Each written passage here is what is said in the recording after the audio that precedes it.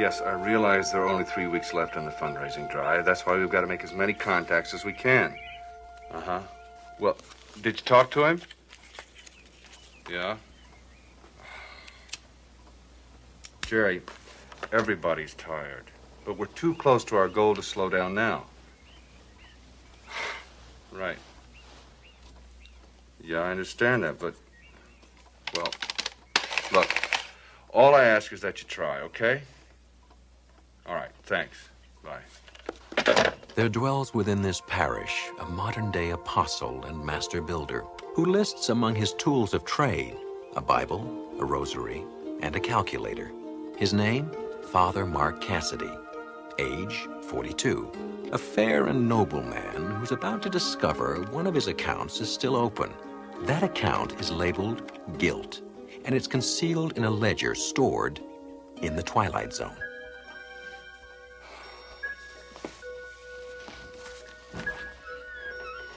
Good morning to you, Father. Breakfast is up. The bacon's cooked and crisp the way you like it. Well, I don't really have time for breakfast, Maggie. Got a meeting with the Trust Fall Foundation people this morning. But I could sure use a cup of that coffee. You look like you could use a bed. Maggie, please. We need the Foundation's participation in this drive, and I promised the bishop I'd get it. Is that the biggest cup we have? Why not hook up the coffee pot to an IV? Oh, Father, I know. What you do with your life is your business. Thank you. But what you're doing with it is not so good. I gotta go. You're working too hard on this hospital wing. You don't eat right. You need rest.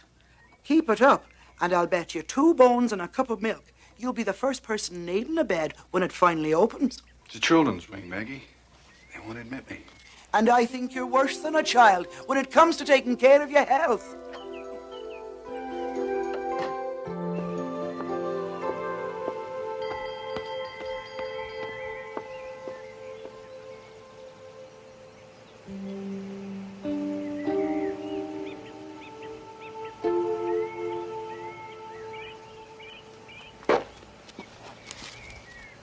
School bell rang, Billy.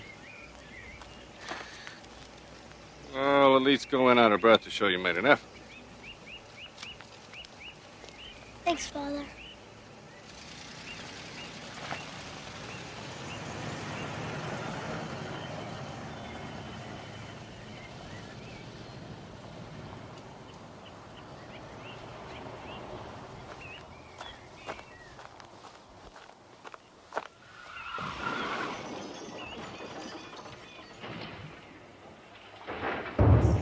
Maggie, call 911.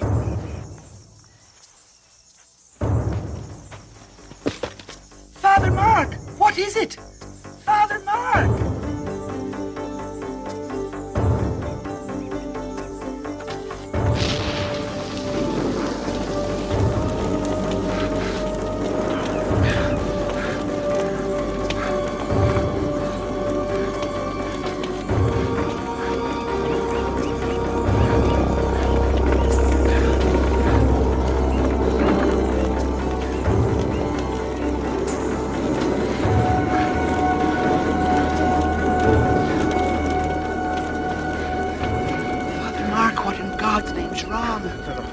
Go back. There's been an accident. Call for help. Call for...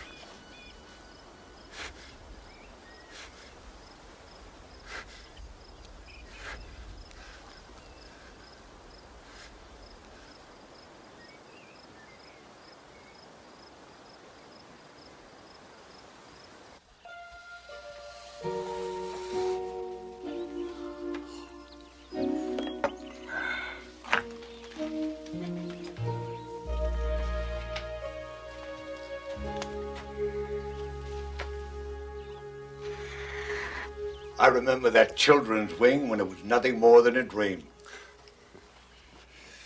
Monsignor Perot. It's good to see you, as always. I look forward to these monthly visits. Gets me out of the city. It makes me feel vital. Oh, do you mind? No, please. How's the bishop? Delirious. We don't know what you said to the Trustwell Foundation yesterday, but they've been calling all morning, asking, no, demanding to know what they can do to participate in the building of the hospital wing. Mark, I think we're going to reach our goals sooner than we think. Are you okay? Oh, yes. I guess it's just the shock of all this coming to an end. Well, maybe not too soon. Mrs. Dugan cornered me on the way in. She thinks you've been working too hard. Perfectly all right. I work hard, sure, but so do you. Oh, I know I do, but I also enjoy my time off. Mark, in the 20 years I've known you, I've yet to see you take a vacation. There was just too much to be done around here. I know. And if it wasn't for you, St. Timothy's would have closed its doors years ago. But you need a break, and I want you to take one. Monsignor, with all due respect, I couldn't take a break right now even if I wanted to, not with us being so close. Well, Mark. I made a commitment to those children and their parents to build them this wing. They're counting on me. If I'm tired, that's a small price to pay for all the good that will come of it.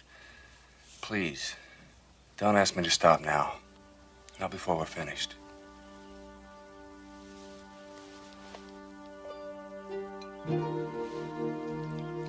And Father Damien looked at the leper as though he were his brother.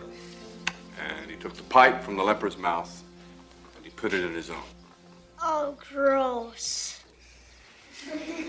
Well, it sounds awful, I know, but with that one selfless act, Father Damien gave the leper something very precious.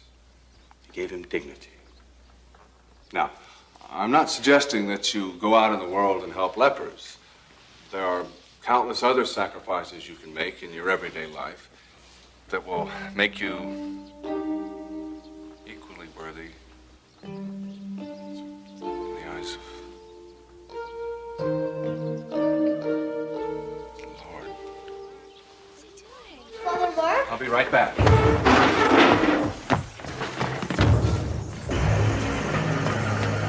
Wait!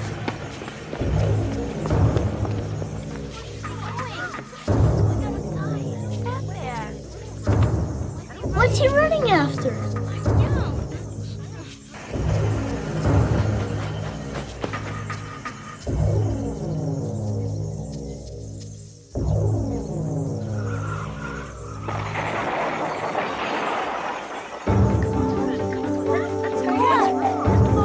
Let's go!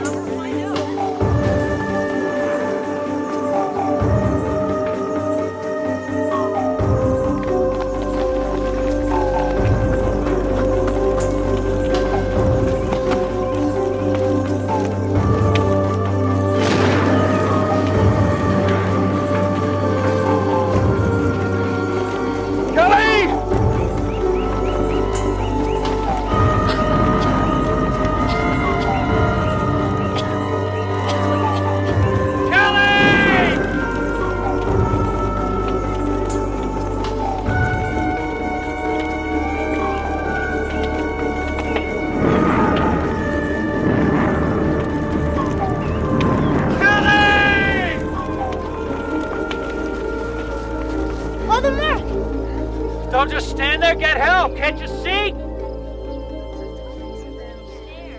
Can't you see?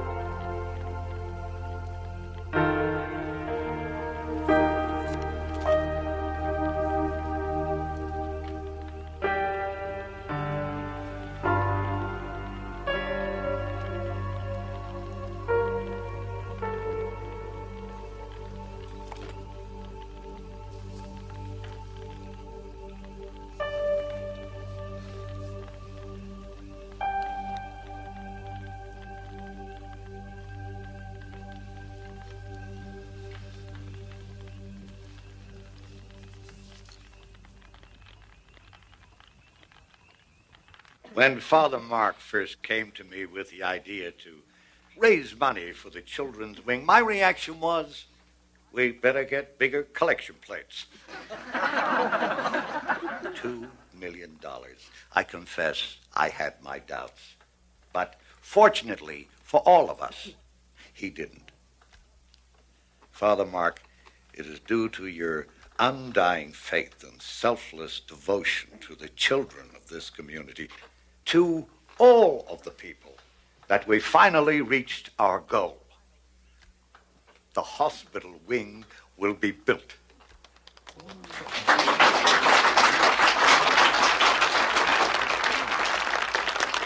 And I'm happy to announce that from this day forward, it will be known as the Father Mark Cassidy Children's Wing.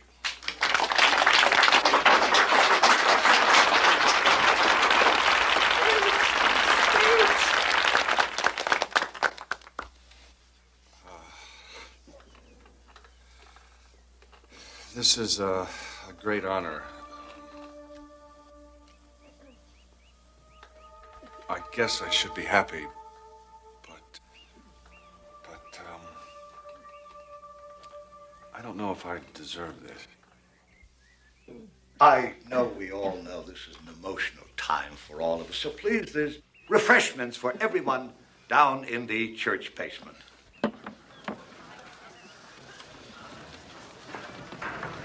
Mark.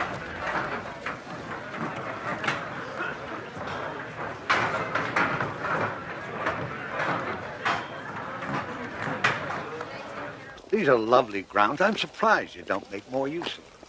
There's just no time.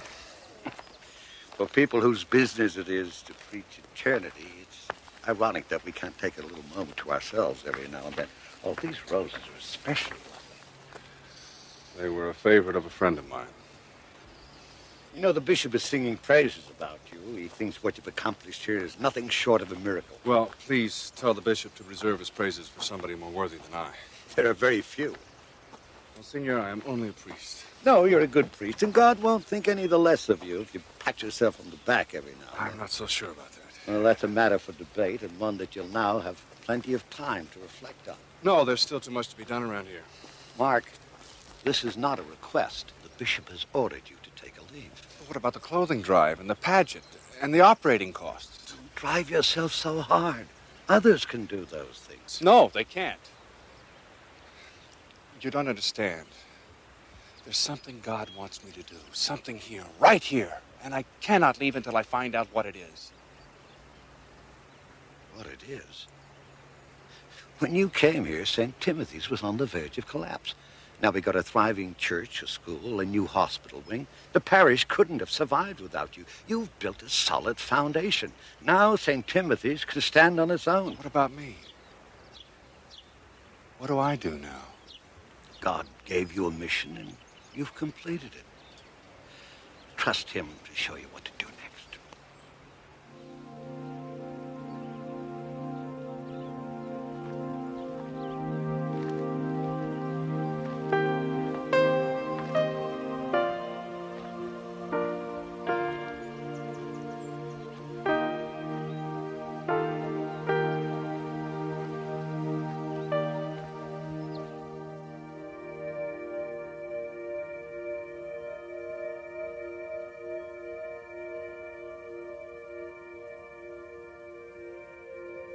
What do you want me to do?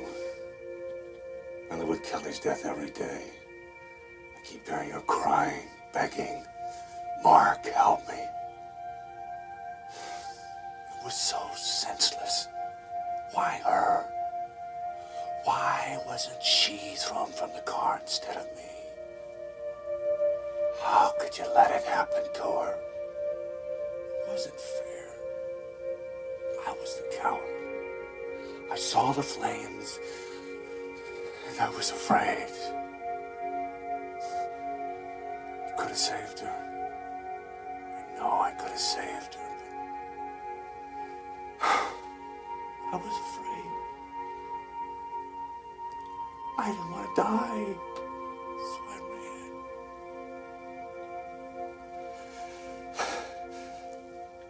I know I'm not worthy of your forgiveness, but I ask your mercy. Haven't I atoned enough for what I did? Please, I cannot go on like this. Tell me, why is this happening?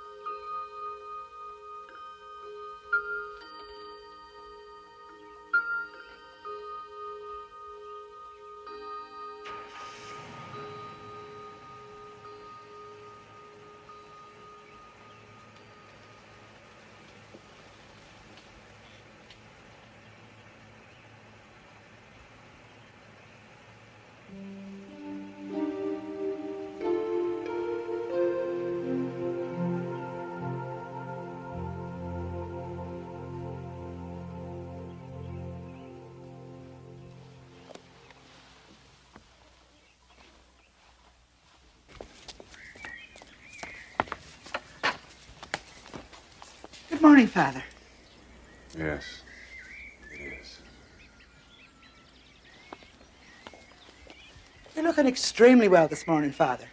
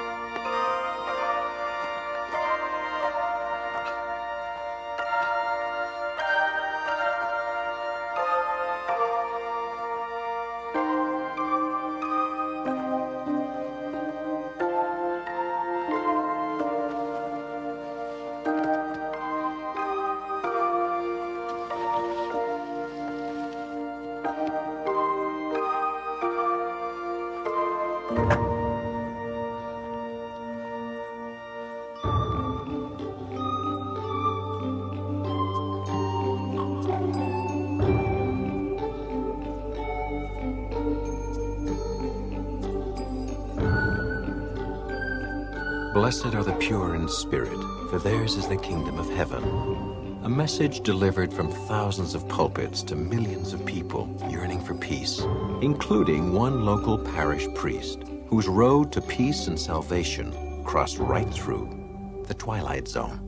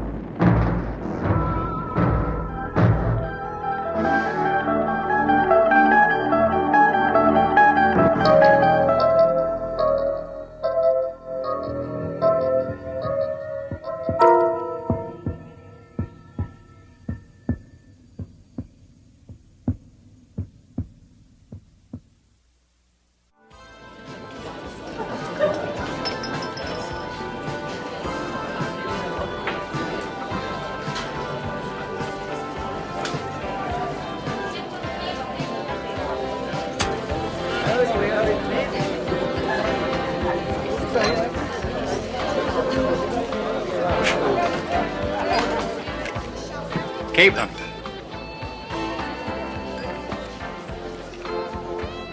Hellgramite method. Cure for the problem drinker. Hey, can I buy you a drink?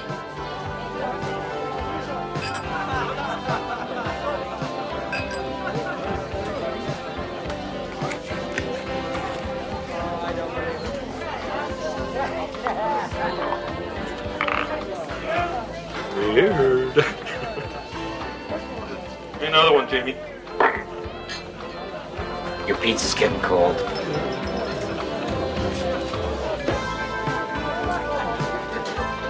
Look, we'll just make it one for the road. I'm out of here. Put it on my tab. Heard that one before.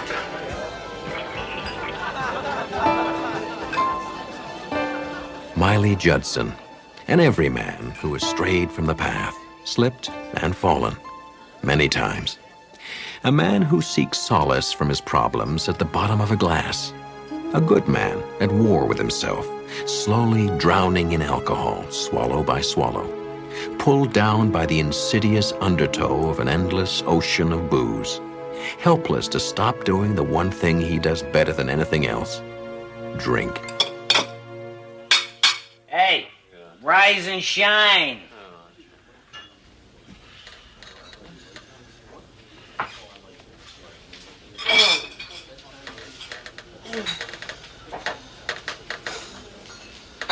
Jamie, just one more for the road. That's what you said 5 hours ago. We're closed, Miley. Go home. Home. I gotta go home.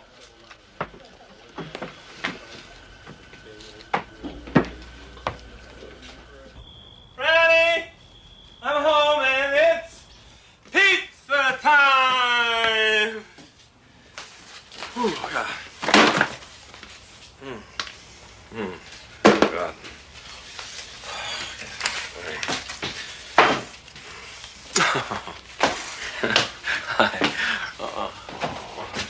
I'm sorry, honey. I know you're hungry.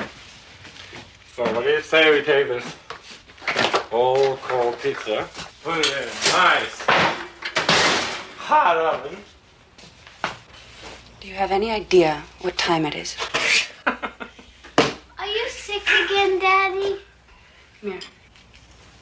You hit the trail, kiddo. You got school tomorrow.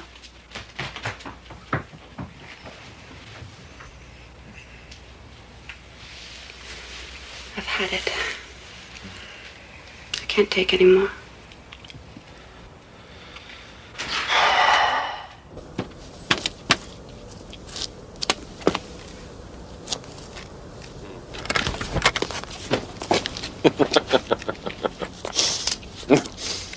Dr.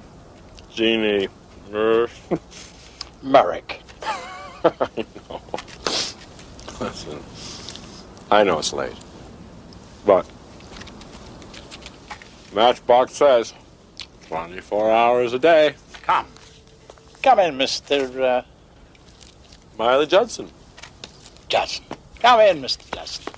I'm used to my patients dropping in at odd hours.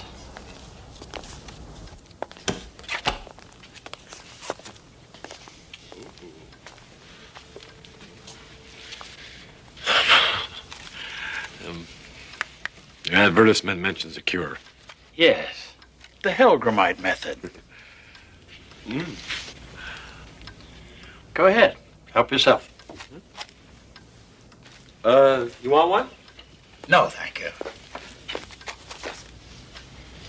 Now, I'll need some information. Information? What kind of information?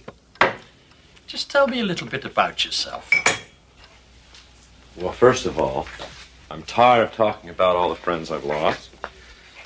Tired about talking about all the blackouts. Tired of the hangovers. Look, I know I got a problem. I'm an alcoholic. I guess the bottom line is, what can you do about it? Have you tried to quit? Oh, 1,000 times. Tried everything. Shrinks. Aversion therapy. Nothing lasts more than 2 or 3 months. Because I love this stuff. I hate this stuff. I understand. And I can help. I've yet to encounter a case that's beyond my help. The Helgramite method is unique. Well, what are you going to do? It's the first step in your treatment. Pretty. Ooh, let's see.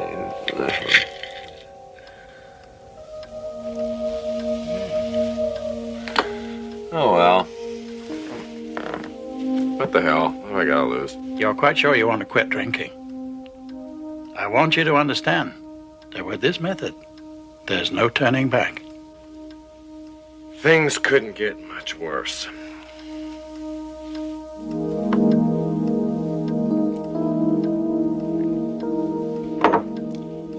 That's all there is to it for now. Call me in a couple of days. Well, that's all there is to it. There's no lecture. Next visit. You don't want to hear any speeches tonight. Go home. Get some sleep. What do I owe you? The initial consultation is free. We'll discuss payment later if you decide to continue. Oh, hell, I'll give it a shot. I'm certain you will, Mr. Judson. Oh, how about one for the road? No, just kidding.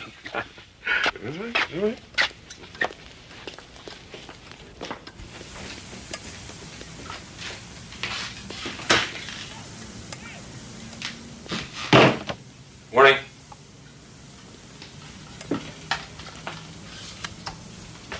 Really tied one on last night, sorry. Is that the best you can do?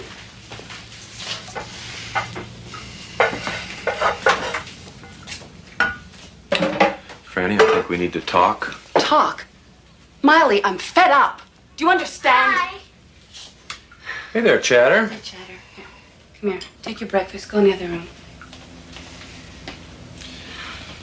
No, I said I was sorry, Franny.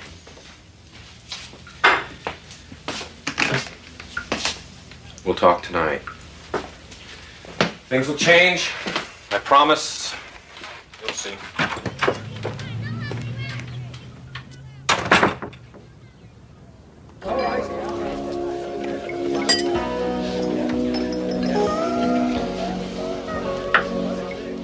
Man, you're really putting them away. Watering the stuff down, Jamie? This stuff's got no kick at all. Give me a whiskey, will you? Make it a double.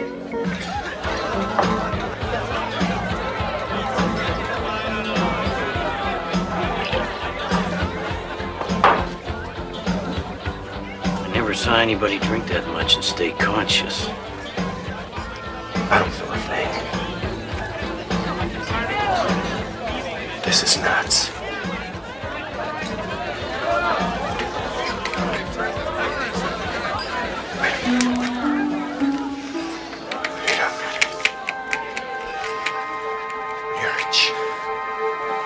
I see you've been drinking, Mr. Judson. Just tell me what's going on. Well, as you recall, last night you agreed to start the Helgramite treatment. So? Have you ever heard of the Helgramite worm, Mr. Judson? What? No. Ah, well, the capsule you swallowed last night contained a rare sort of tapeworm, the Helgramite larva. By now, the worm has attached itself to your stomach. Your drinking has stimulated its growth. A worm? Oh, God. You gotta be kidding. From now on, the Helgramite will absorb all the liquor you can consume. You won't feel any effect from drinking. You don't think I believe any of this, do you?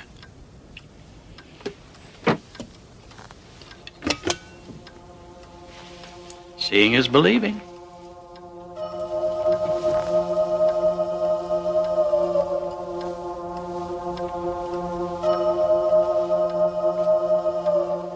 Of course, this one's not yet fully grown.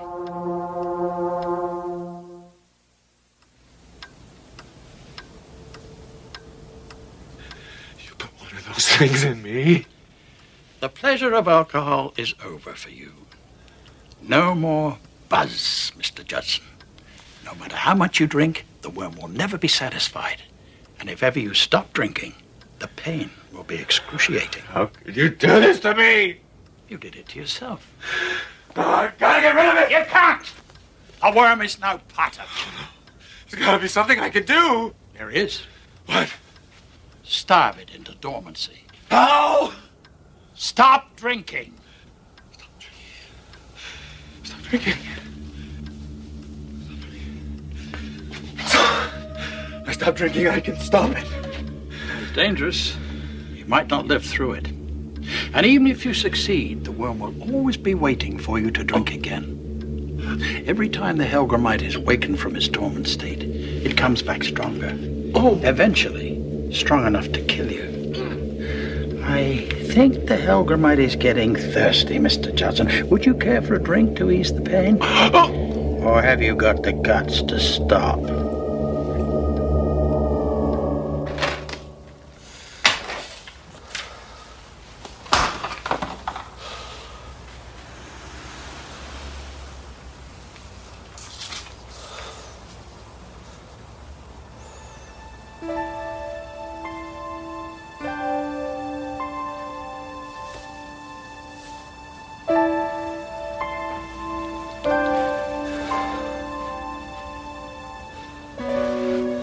You look terrible. I want you to take Chad. Go stay with your mom and your dad for a week, maybe 2. Why? Because I'm gonna lick this thing once and for all. Cold turkey. Same old broken record.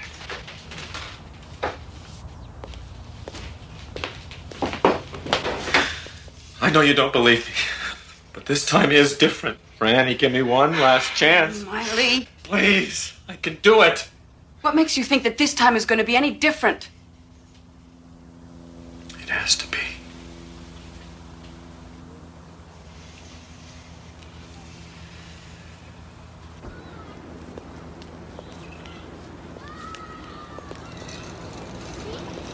Is that it? Yep, that's it. I love you, Daddy. I love you too, Chad.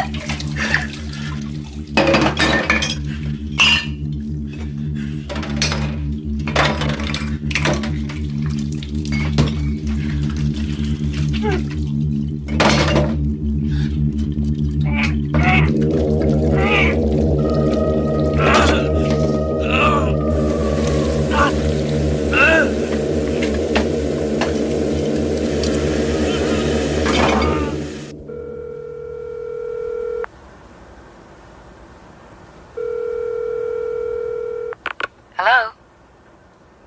Hello? Miley? Miley, is that you?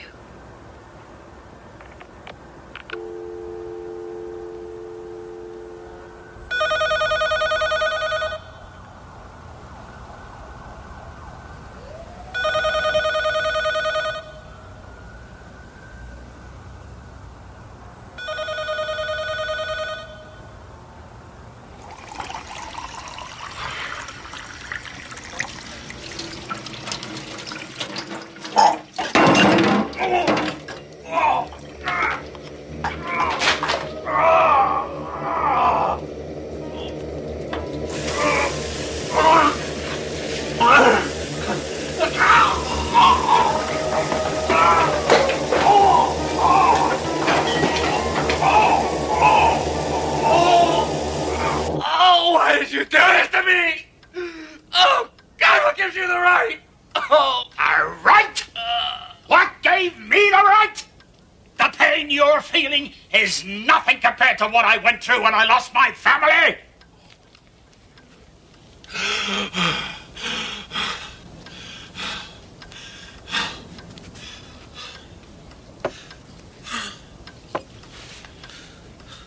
The man had been drinking.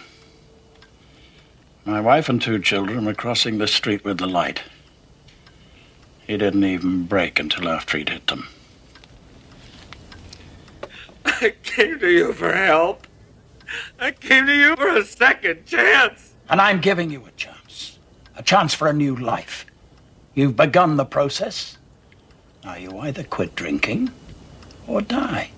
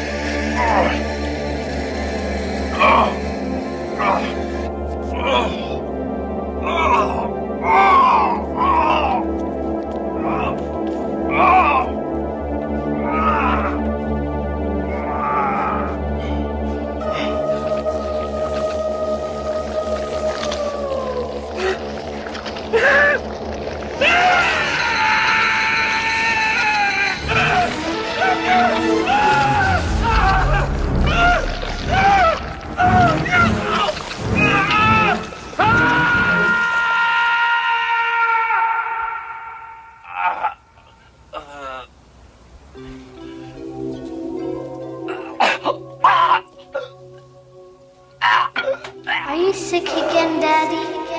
I've had it. I can't take anymore. It's dangerous. You might not live through it.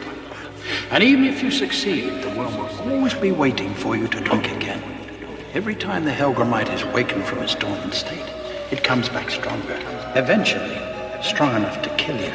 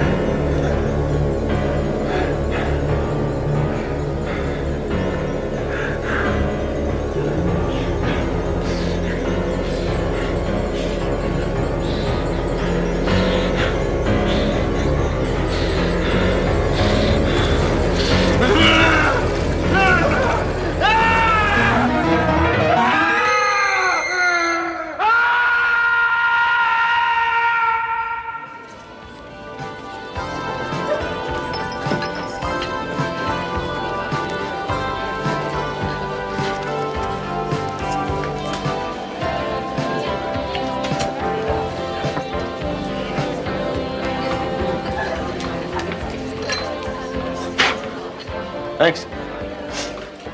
Keep them. Might need them.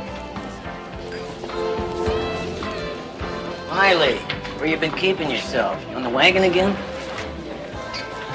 Saw to square my tab. Thanks. How about a drink? It's on the house. Gotta run. See you around. Miley Judson happened upon the simple discovery that there is no surefire cure, no quick fix, no shortcut to either sobriety or peace of mind. Some people achieve it through an individual act of will. Others find strength in numbers. What Miley Judson needed was a little something extra, something that could only be found in the Twilight Zone.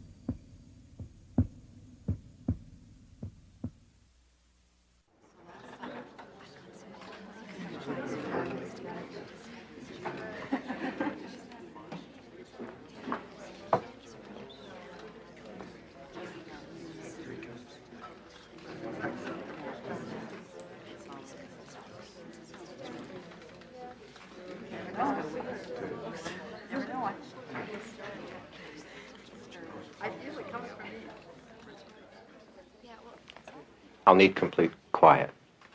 Please. Lights, a crowd, the proper atmosphere, and the common coin of desperate belief. Commodities necessary to the life and times of Leonard Randall, who may or may not be someone else as well.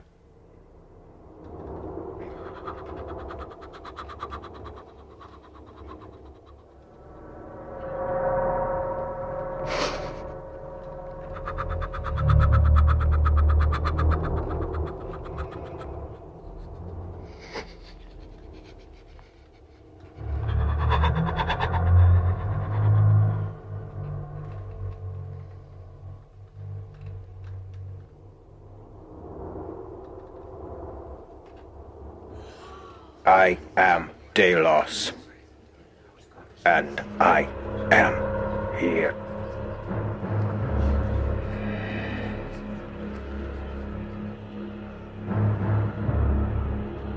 $10,000 ago was I born, and 9,500 years ago did I die. I have walked the cobbled streets of the place men called Atlantis, but which we called Shuma Zamoria. My master in wisdom was Eli Ben Zamora, who studied at the feet of the Undying One himself. To you, I bring what little I can offer against the darkness. I am Delos, and I am among you. Speak, and you shall be heard. So David is a nice man, and I think he's a soulmate. But I'm not sure.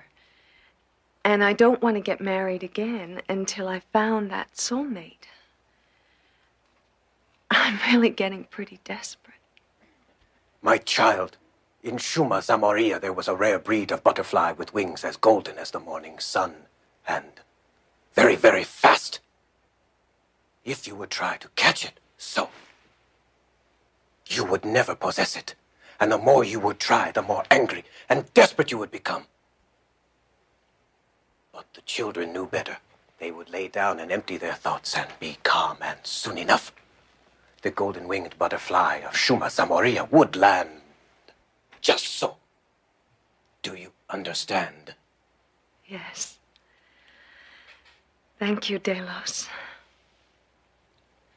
This vessel grows weary. We must not tax the goodwill of our host.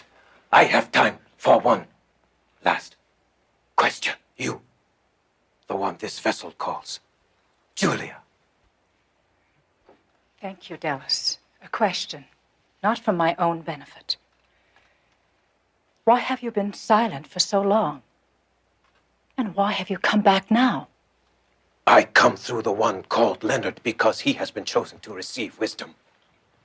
The universe has selected him, and through this he shall gain great wisdom. As for the second question,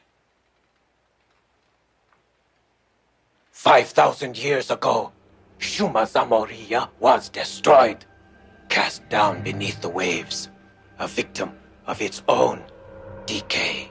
And now, this cycle begins again. A third change is nearly upon us. It may bring great good or great evil. And you,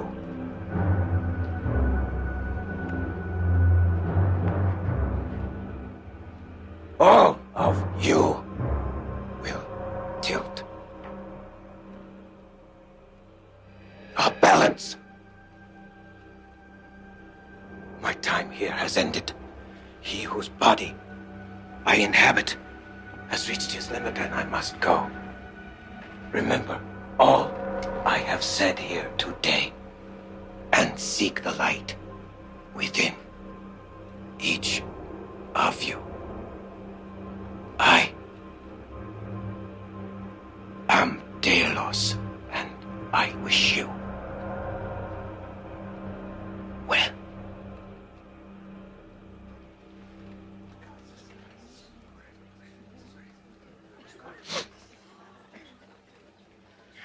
Ladies and gentlemen, thank you all for coming, but I'm afraid Leonard will have to rest for a while. We invite you to come back next week. And remember, an audio cassette of tonight's session will be available in the front lobby in about an hour. Thank you very much. Thank you.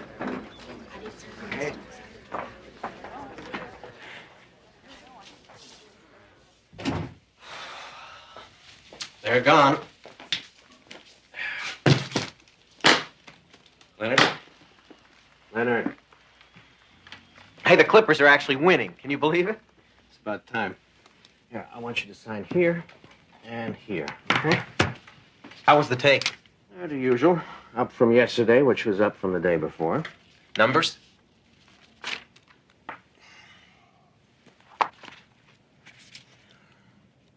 We're booked solid on the 3-day retreat. Crystals, tapes, and amulets are up 5%. Book sales are up by 10, but holding. We got the printer standing by for another run after the TV show. Which reminds me, don't forget you got the pre-interview tomorrow afternoon at 3, okay? Good. Should be quite a reaction when Delos goes coast to coast. Just a hop, skip, and a jump till we have a show of our own. One step at a time. As our good friend Delos might say. Never take anything for granted in the prophet biz. Words far truer than he suspects. Hey, that's a good one. Huh? Yeah, thanks. It is a good line. Listen, get me everything you can on Daphne Blake. The more I know going in, the better I'll be able to tailor Delos. Yeah, will do. Shall I also send her a bio on you? I suppose, but nothing too spectacular. Just indicate that I'm a humble tool of the great Delos. But a worthy tool can be made from even the basest of metals. Right.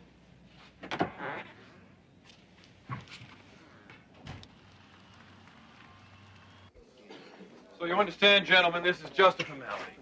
Miss Blake Lake's first-time guest to come by, get a feel for the place. Let us know what you want to talk about. Right this way, please. Formality saves me the trouble of keeping notes.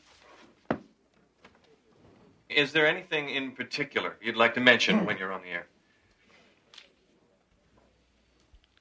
Only that the true meaning in life is that which we choose to give it, and that the universe is not without mercy, and not so jealous that it cannot allow for a multitude of visions.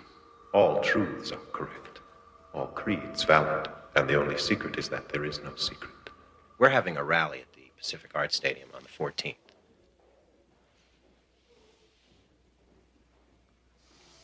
So perhaps Miss Blake would want to mention that. Sure. Which part? You'll have to excuse Mr. Randall. He's been working very hard. Sometimes it's hard to keep it all straight. I have no trouble seeing things as they are. That is indeed my curse. I see this television as the single greatest time waster in the history of mankind. You make sport of people's pain and exploit people and sell trinkets to those who cannot afford them. You do this to increase your own wealth. Yes, I see things quite well indeed. And I see that the woman in whose employ you labor is an adulteress, a user of chemicals. That'll be quite enough. You'll excuse me. What the hell is wrong with you? Where's the guy? He's gone, and I wouldn't blame him if he had the appearance canceled after what you said. I said what? I didn't say anything. Leonard, don't play games with me. I'm not, Don. Honest. You're not, huh?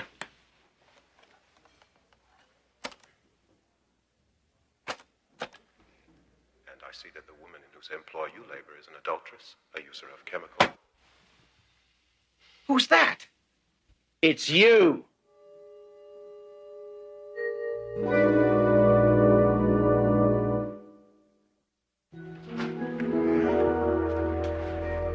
So what's the situation? I talked to the producer at Daphne Blake's show. It took a lot of talking, Leonard, and a lot of favors called in, okay? We're still due to go on the air. That's good at least. Maybe.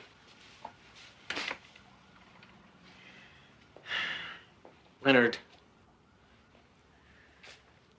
this can't keep going on. Now, you're going to have to do something before we go on the show. You have to get control of that That voice. Well, it can't be Delos. There is no Delos. I mean, Don, we invented him. Remember? I said a 10,000-year-old warrior, and you thought I said a 10,000-year-old warrior.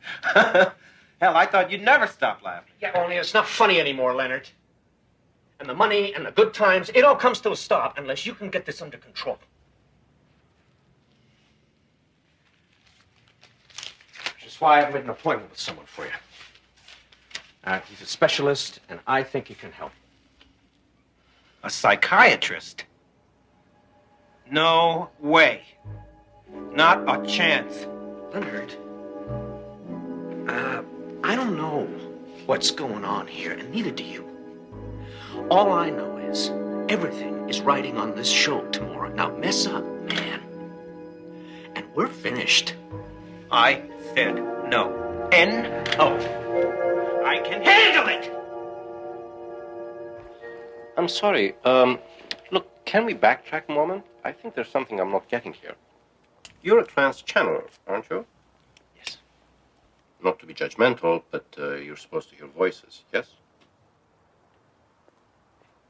Yes. Then what's the problem? Well, it's, you've got to understand, Dr. Greenberg, I'm really getting this voice, see? And I've got to go on TV tomorrow. So, unless you can help. Television. Now I start to get the picture, so to speak. Mr. Randall, I've worked as a psychotherapist for 20 years. I pride myself on my record. If it's all the same to you, I'd rather not be the subject of this little publicity stunt. You may claim to hear as many voices as you wish, Mr. Randall, but do not come to me to add credibility to your little scam. Yes, you are a good man. One of the few I have met recently. That's right, and Oh, I see. And this is the voice, is it? Very nice. What else do you do? I speak honestly, that's all. It's not unlike what you do, I think. Oh, I see. And who might you be? Napoleon? Aristotle? Napoleon is dead. Aristotle is dead. And you do not look well yourself. Why do you do that to yourself? I think that'll be all for today, Mr. Randall. You miss her very much, don't you? What? I see such pain in you. But there was nothing you could do, even if you had arrived sooner. It would have been too late. Your wife misses you as much as you miss her. But she would prefer you did not hurry the reunion. Get out! What? What did I do? Just, how dare you? How dare you use my wife too? Of all the cheap, just get out! Forget my fee, forget the whole thing, just go away!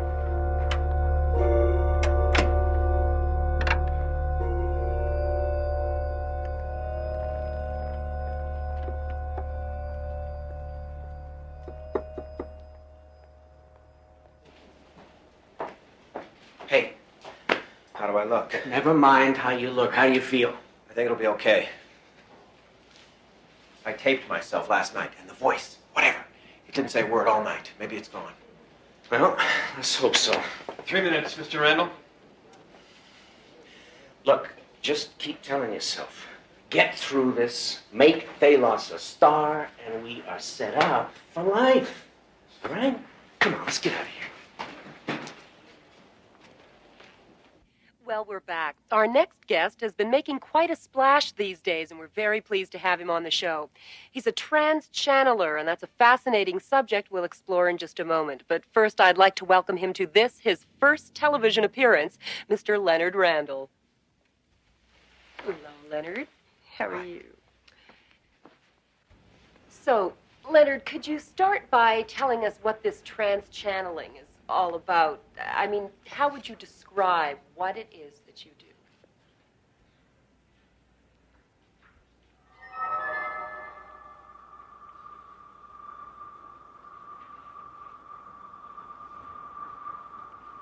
These are sad times, Miss Blake. All that is mysterious, all that is magic has been leached away. People who do not see the magic in themselves seek it in someone else. They are so desperate for mystery, for something to believe in.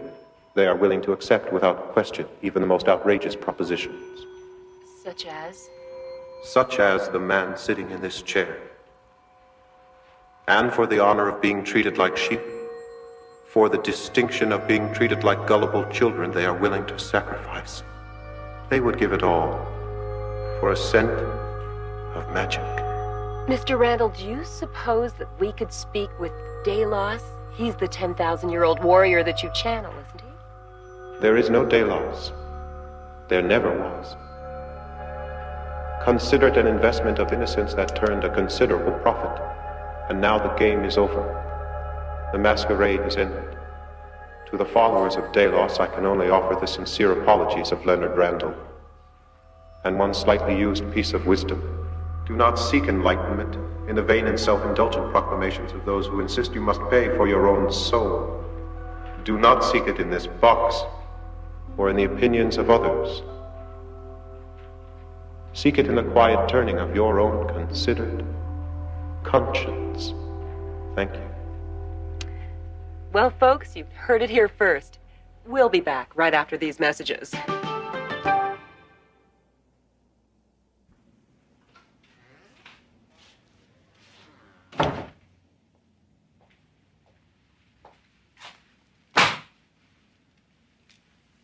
I'm almost afraid to ask. The scandal's killing us. Everyone who's ever given us a dime is asking for it back. We've logged 200 angry calls. The investors are pulling out left, right, and center. Oh, yeah. And the IRS is nosing around. We were on shaky financial footing as it was. But now, if you're lucky, there's enough to get you a hotel somewhere for the night. If you're not... What are we gonna do? We? Hey, man, I'm out of here. Yeah, it's too bad, really. I thought you were sharp. I don't know. I thought you had it. Anyway, I was wrong. I got a gig with a healer down in Panama. Folks say he's the best around. Probably make it big in a few years. With the right lieutenant.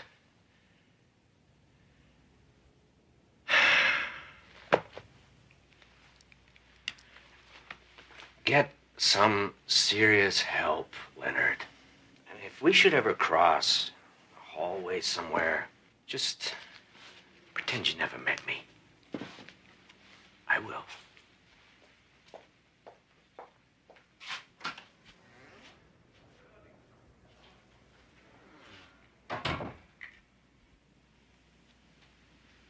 Well, Leonard, guess it's all over now. Quite to the contrary. It is only the beginning.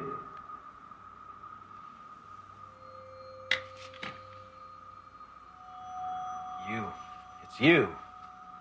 Yes, I'm pleased that you can hear me at last. There was so much in the way between us. That's why I had to get rid of it all, you see. You couldn't hear me.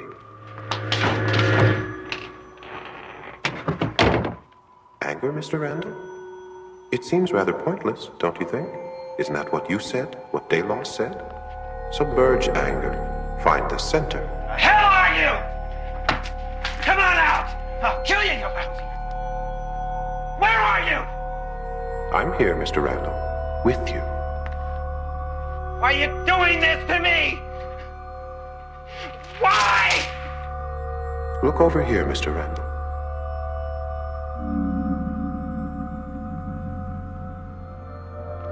I'm here at your urging, Mr. Randall.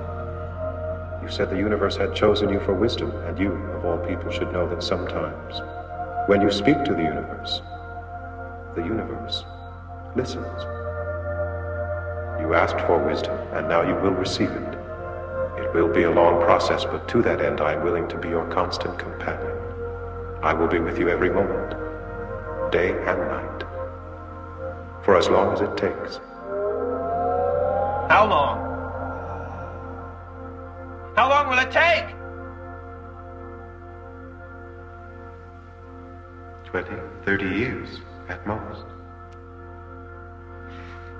And now, as you say, in your modern world, let's take it from the top. Critical reviews received and reluctantly acknowledged by Mr. Leonard Randall. A case study in showmanship, who found himself upstaged in the final act by the Twilight Zone.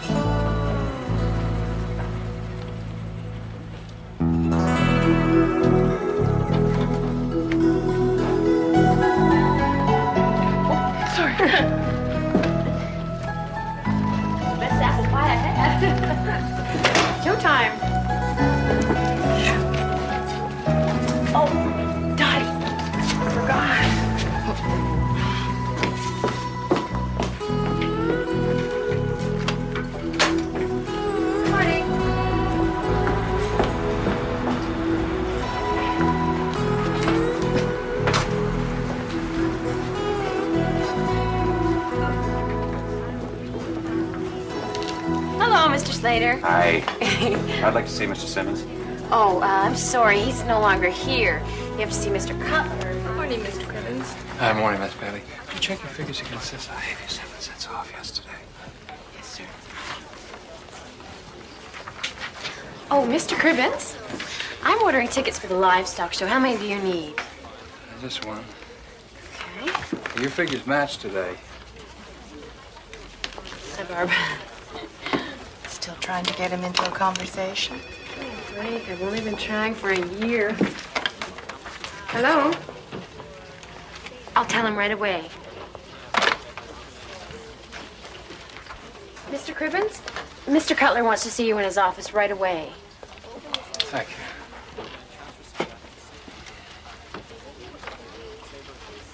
Uh-oh. Last week Simmons, this week Cribbins. A human calculator. Cutler'd never fire him. Focus on Warren Cribbins, a myopic little man, precise with figures, awkward with people. His horizons, a bottom line dotted with decimal points. But his safety in numbers is about to be erased. No, no, no. Don't get mad and don't get even. Just get ahead. Yeah. Sure. Crimmins. Yes, sir. Have a seat. Thanks, sir.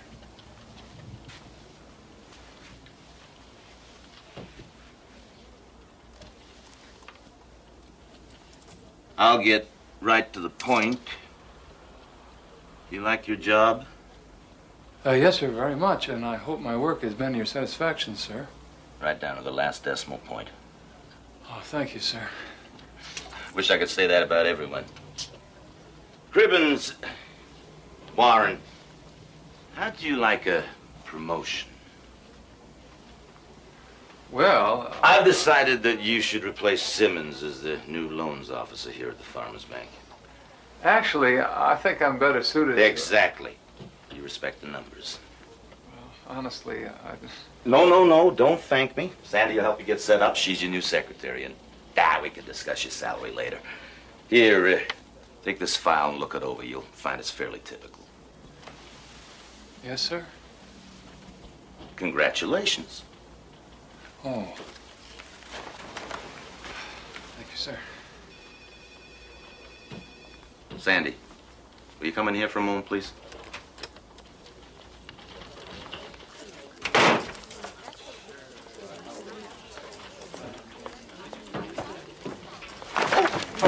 I'm sorry. I wasn't looking where I was going.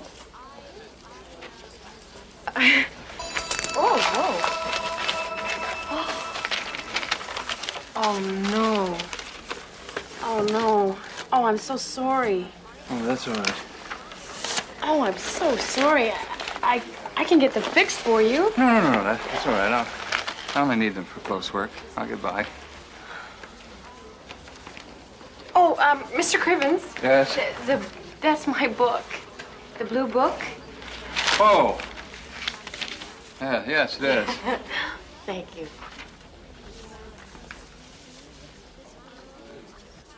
No, I did not take out your loan. You did. Yeah. Yes, and you agreed to abide by the conditions of said loan. No, I can't do that. Mr. Simmons is no longer working here. I said that I can't do that, and Mr. Johnson, I would appreciate it if you would watch your language, Mr. Johnson. Mr. Johnson?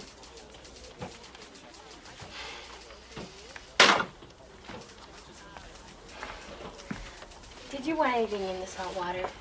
Oh, no, I have my own tea bags.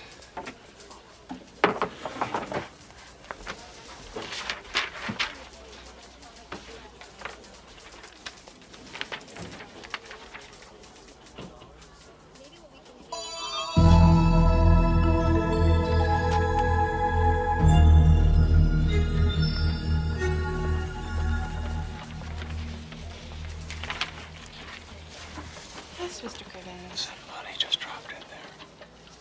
Where?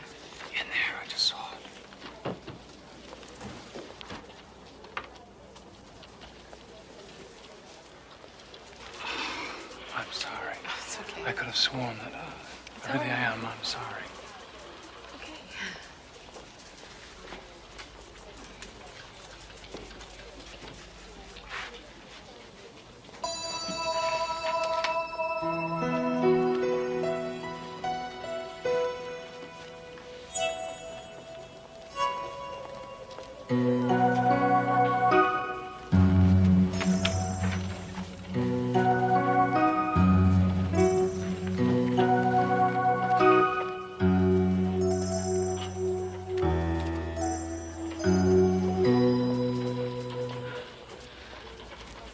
Thank you, Mr. Cribbins.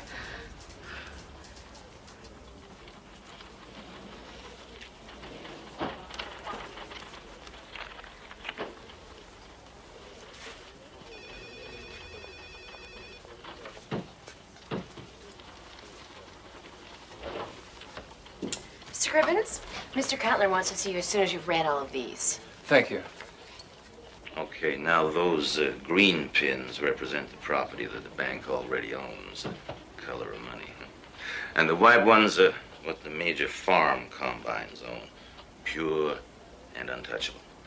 And the red ones, well, they're what we have paper on, mortgages, Warren. Some firsts, mostly seconds, for people mostly operating in the red. And those are my new concerns? Exactly. We have to call in all outstanding loans as they come due. I see, but what if they can't pay? Then we foreclose.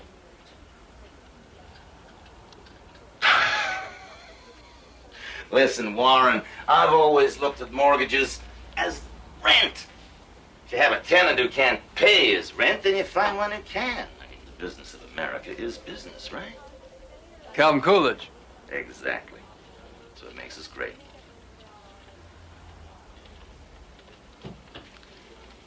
Warren,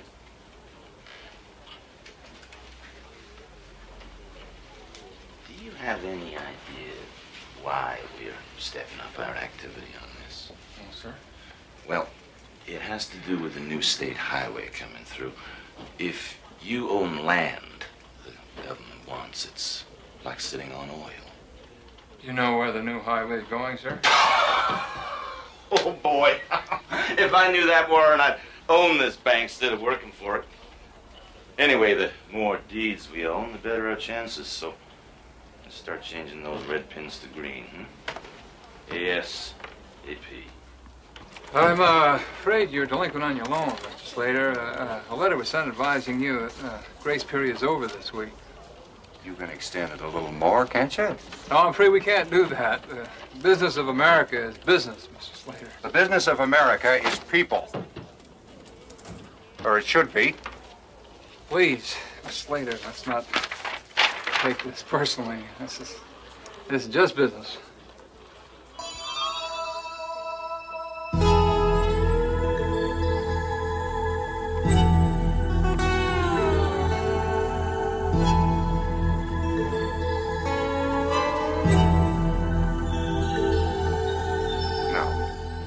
This isn't just business.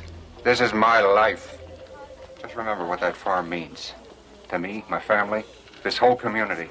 I promise to look at the figures again, Mr. Slater. See what we can do. Name's Vern.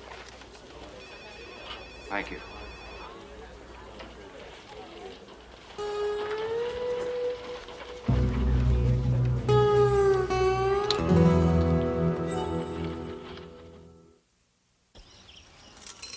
It's an enormous piece of property. Without us farmers, just dirt and dust.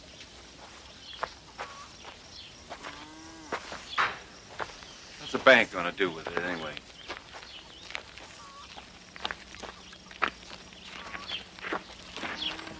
You can't work it? No, I guess not.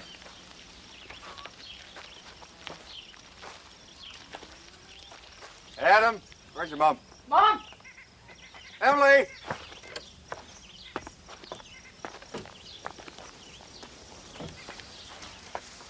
This here's Mr. Cribbins. He's from the bank. How do you do? Hello. Vern tells me you're going to figure a way to make things work. Well, since I'm not empowered to extend your loan and your equipment appears to be a little outdated, I suggest that you sell off some land. Who to? Who's going to buy it at a price that'll be worthwhile? I'll just have that much less corn for market? How's that going to help me, Warren? Mr. Slater, Vern, I think that may be your only option.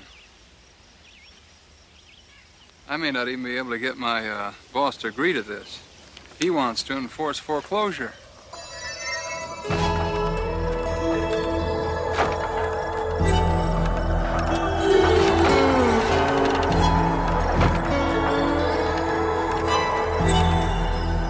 I think enforce is the key word here. Oh, please, just look this over and think about it. I ain't selling. You hear me, Warren? You go down to the bank, you tell them I ain't selling. Tell them loud and clear, Warren. You hear me? I got faith in you, Warren.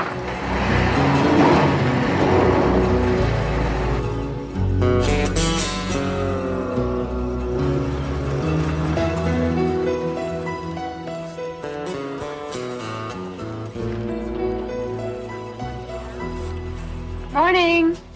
Good morning. Oh, Sandy?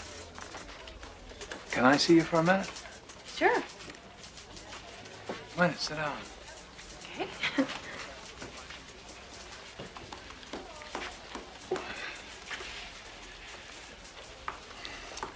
I have a question I'd like to ask you.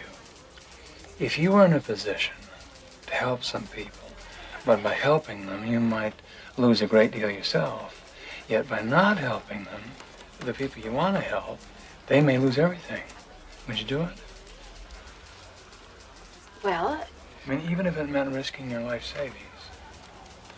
well, I don't really gamble. I can't afford to.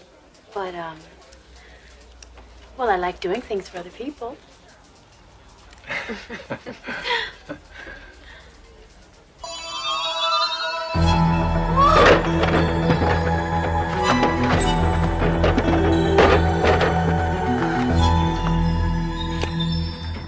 Whoa, what's wrong?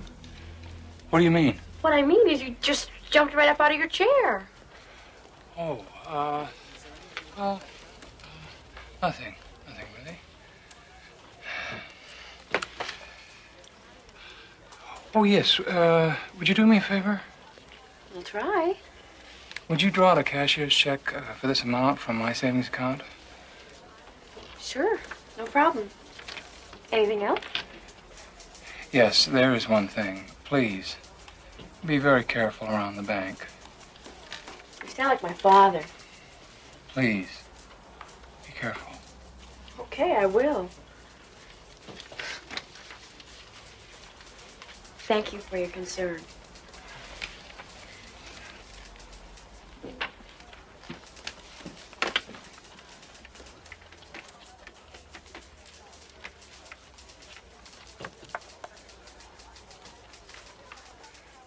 Hello, Mr. Slater. Vern. Yeah, this is Warren. I think I may have found a solution.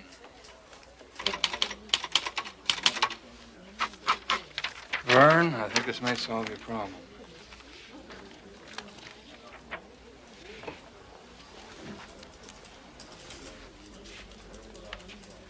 This is a loan. Yes, a personal loan from me. That's correct. Warren, I won't let you down. I'll pay you back every single penny. I promise you.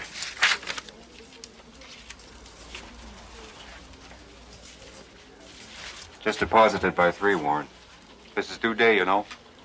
Don't worry, Vern. They let me cut in line here.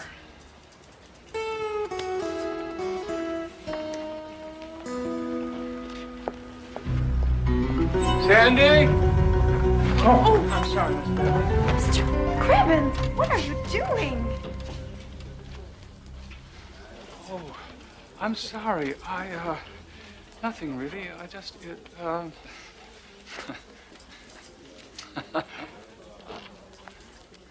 I thought you were going to fall. I use this ladder all the time, and I've never fallen, not once. Oh, I don't understand. You were supposed to be careful. And I was. Oh, I nearly forgot. You're supposed to go see Mr. Cutler in his office. ASAP. So, with foreclosures, like I said, it all depends on the worth of his assets. Here, I have some figures available on that. So, don't dicker with him too much there. He's in no position. His debt load's so heavy he can't say no, even when we offer him bottom dollar. Now, sure, it's a tough deal for the guy, but, well, that's business. Right, Warren? No, I had no idea we'd strike it this rich by grabbing the Slater farm. Yeah. Yeah, well, just wait and see what else I got in mind. You betcha. I love highways. Warren? Warren, did you understand what I just said? Yes, sir. Offer Vern Slater bottom money because he's so far in debt he has no choice but to take it. Exactly. Remember the notes due today, plus penalties, plus back taxes. But you can waive it all if he takes our offer. So, get on it.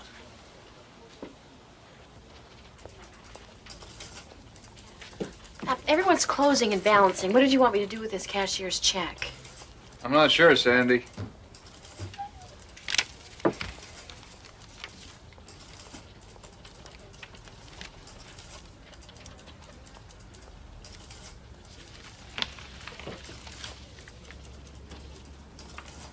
Deposited in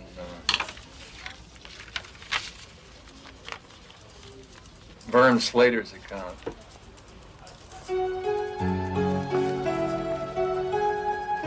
After what I told you, after everything I said. I don't understand. You understand perfectly well. Don't play that game I'm with me, not sure Griffiths. what you're talking about, Mr. Cutler. We should have owned that property. If not for you, we would have. You are directly responsible for costing me a fortune. How is that, sir?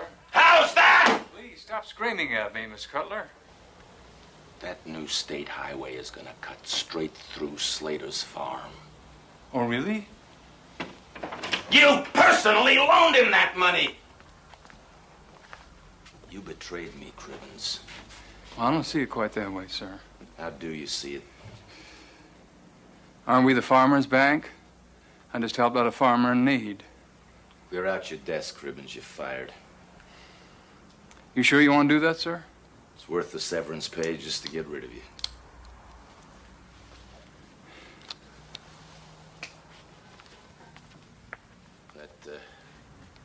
That sign's crooked. Fix it.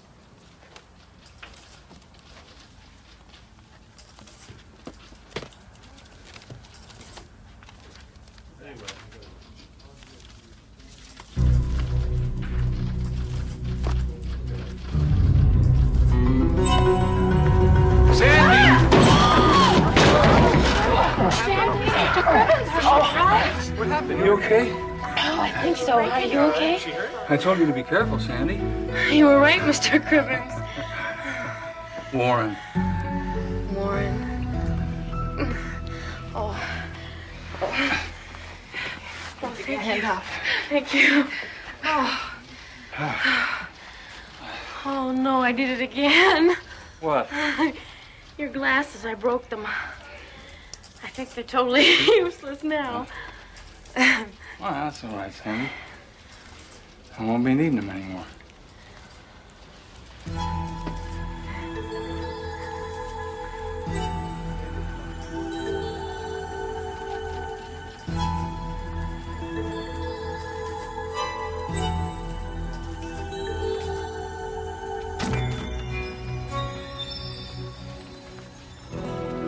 Come on, Miss Bailey.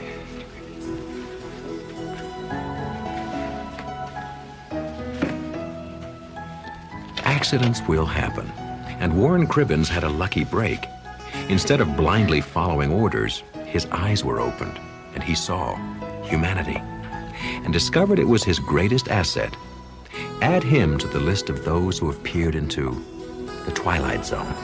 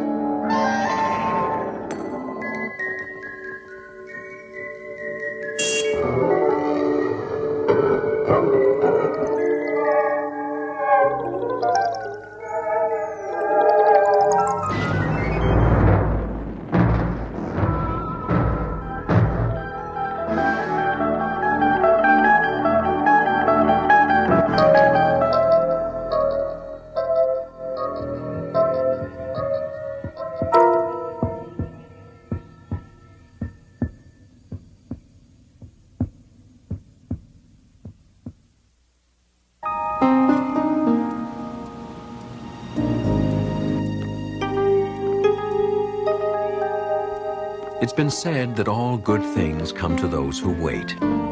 This is Willie Gardner, a man whose lifetime of waiting is about to end.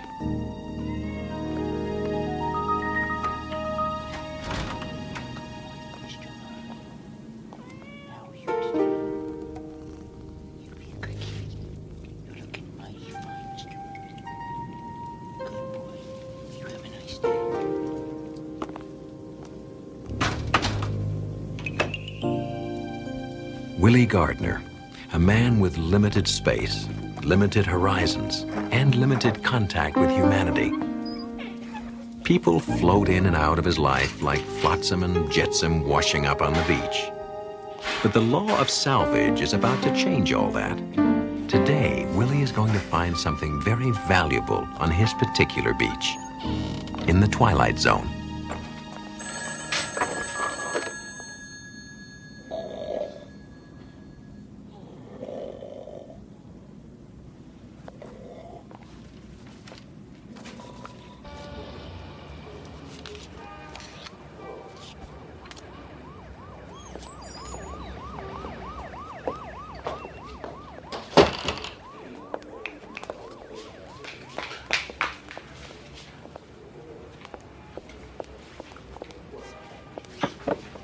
Hi, Willie. Hi. Candy. Candy, right. I was just wondering, Willie. You don't mind that I call you Willie, do you? No, I don't mind.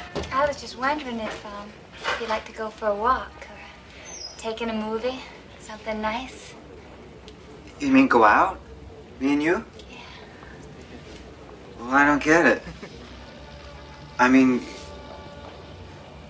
we don't even talk other than you need change for the payphone or something. Well, sometimes it takes time to get to know someone. You know what I mean? I don't know. Well, okay, if that's the way you feel. No, wait. Hey, I really would like to go out with you. That'd be real nice. Yeah, really? Yeah, we could go for a walk.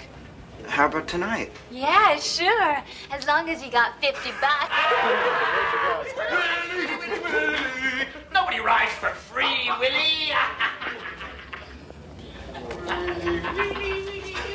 Haha, very funny.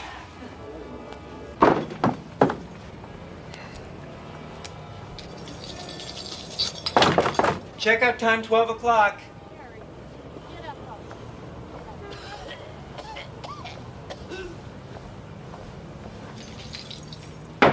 Checkout time, 12 o'clock.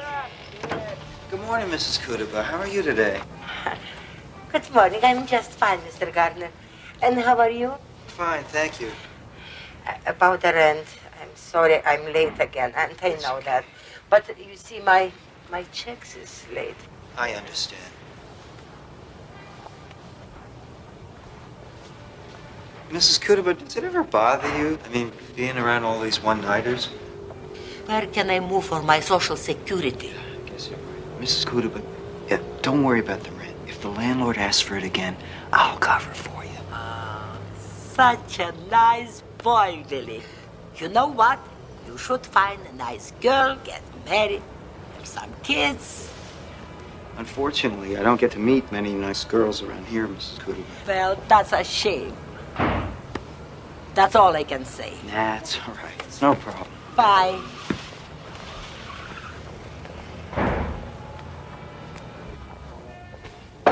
Checkout time, 12 o'clock.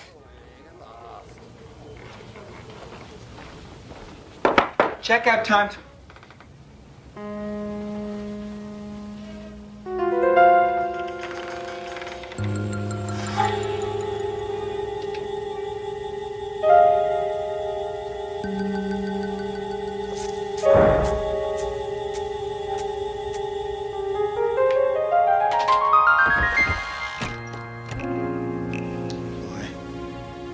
I wish I had a nickel for every old piece of luggage ever left in this hotel.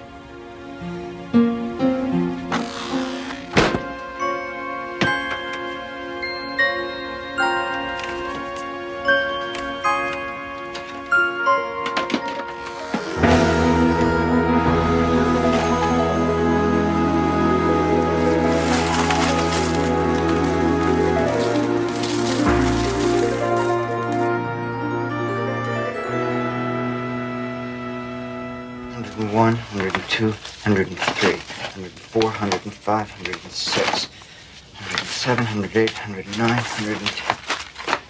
This is gonna take forever. Wait a minute.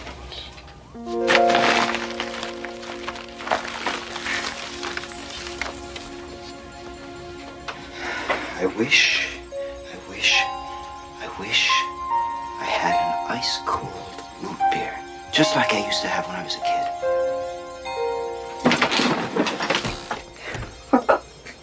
This is great. What do I need you guys for?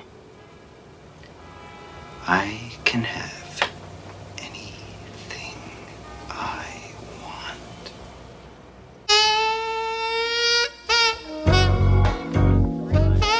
And this is my new bedspread.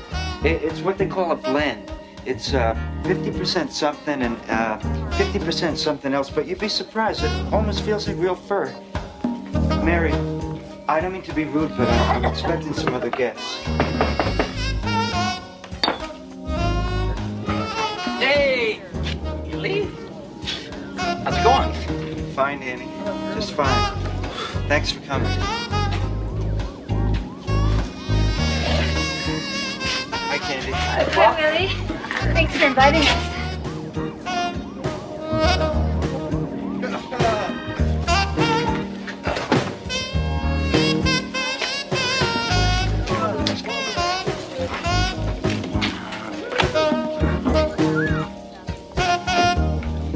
Hey, Willie. What's the girl got to do to get a drink around here?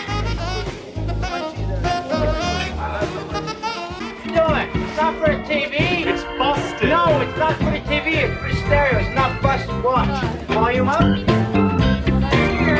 down. Volume up. Volume down.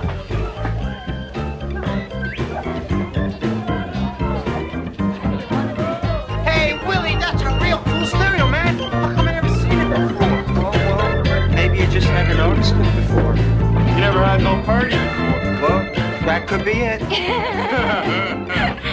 a funny guy, Willie. I never knew that about you. Well, there's a lot you don't know about me. Really? You son of a gun. You really know your wine. Thank you very much. Really? It's a real bouquet. Thanks. It's positively lousy with bouquet. Listen, if you like it that much, why don't you take a bottle when you're ready to leave? No kidding? Sure, take two if you like. Gee, thanks. Hey, that's really generous of you, Willie. That's nothing.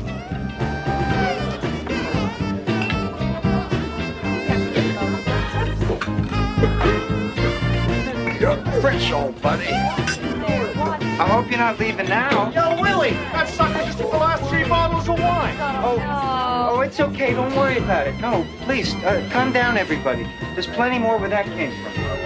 I'll go get it. Oh, I'll go with you. No, that's okay. You stay here and enjoy yourself. I'll just be a minute. I wish I had another case of my favorite sparkling champagne.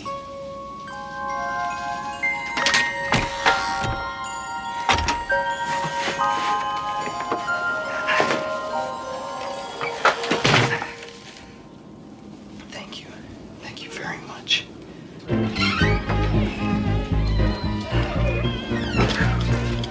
Good evening, Mrs. Kudaba. Oh, hello, Mr. Gardner. Sounds that you have lots of fun down there in your place. We are. Why don't you come on down and join us? Nothing personal, but some of your friends are hoodlums. Oh, they're not so bad. Come on down. Have some fun. No, I'm told for that kind of thing. Okay, shoot yourself. Good night, Mr. Gardner. Kudaba.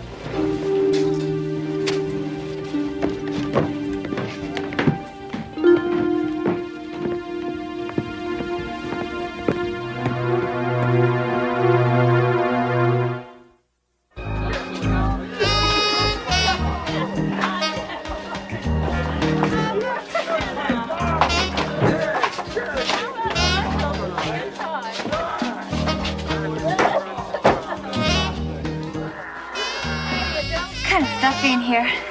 Why don't we go someplace where we can talk? Okay.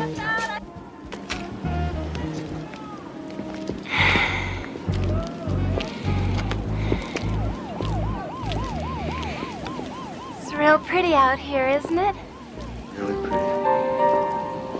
Kind of makes you forget what's out there in the streets. Candy, what is that short for? Beats me.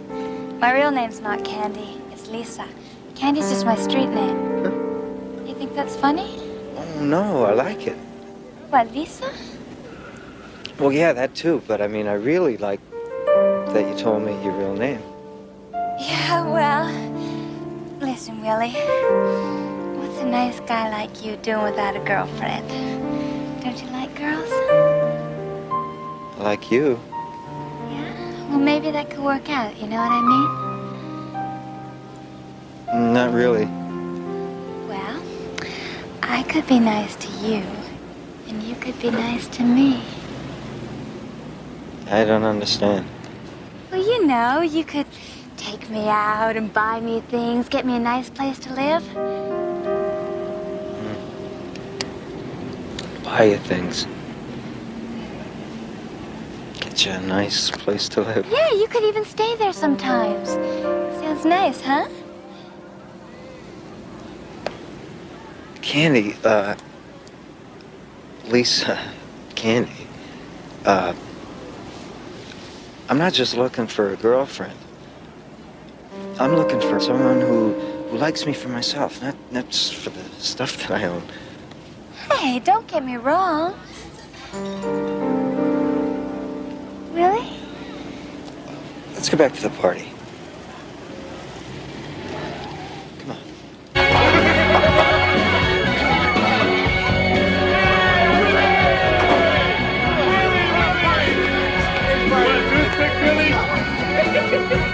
You throw a great party, Willie. Yo, Willie!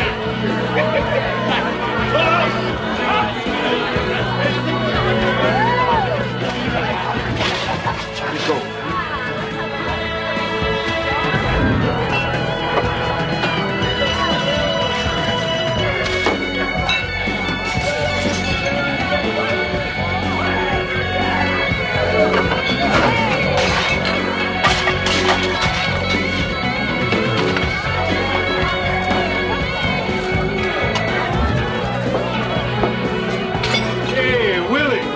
I was checking out your TV set. Great color.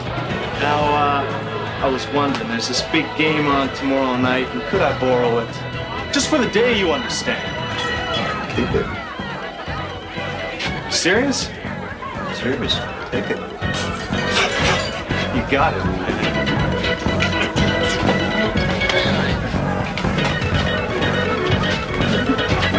Thanks, man. Sure. Hey, Willie. Did you just give him that TV? Yeah. What's it to you? Oh, why didn't you give me the stereo then? Be my guest. Really?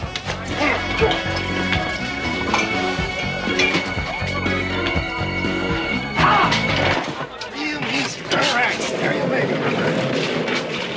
Thanks, Willie. Hey, Willie, how about this vase?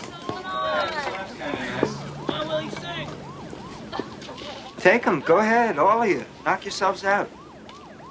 Take whatever you want, and then just leave me alone, okay?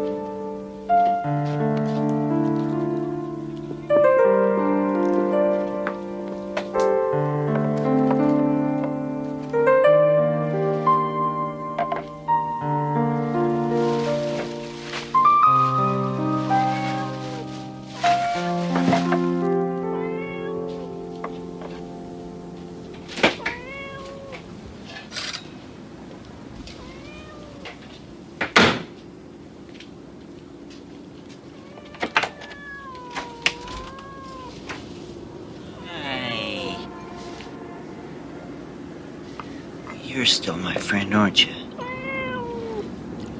Well, at least you're honest about it. Hey, Willie. Party's over? What can I do for you, gentlemen? That depends.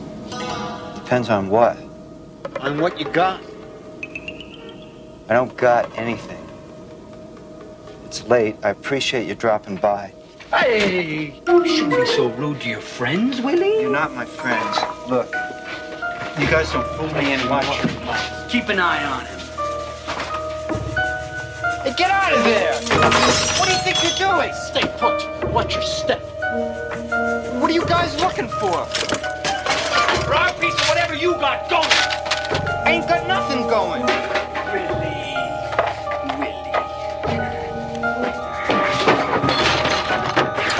Now look, I don't know if you knocked over a bank or what, but we want our cut of the action. Nothing. I don't know what you guys are talking about. Oh? Wait, are you calling me a liar? Did Willie here just call me a liar? Sounded like it to me. Well, this insults me, Willie. I do not like when people call me a liar. Willie. Now look, I'm gonna make this real simple for you, Willie. You come across with whatever it is that you got, or I will cut your heart out and show it to you before you hit the ground. Okay, I get the idea. Smart boy, Willie. Now, what do you got for us? I got this for you. Get him!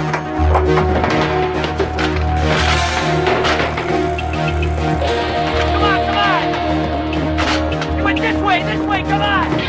You are dead, me, you are a corpse!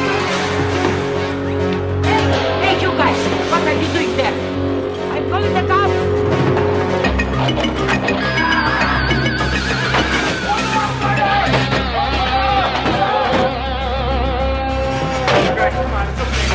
Hey, come on!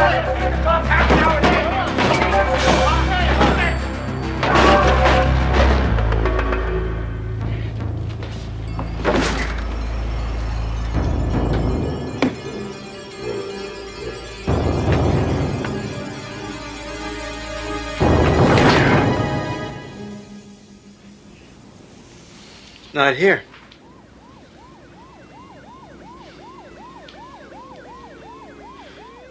I can't take another fall, man. I'm still on parole. You're on your own, Danny. I'm out of here. Hey! Where'd the guy go? Can't just disappear.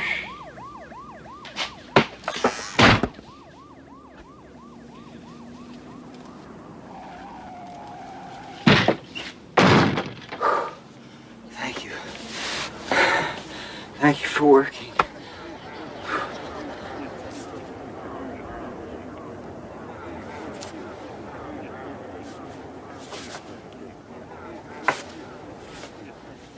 Hey! Hey! Hey, open up! Hey! Hey! Hey, up!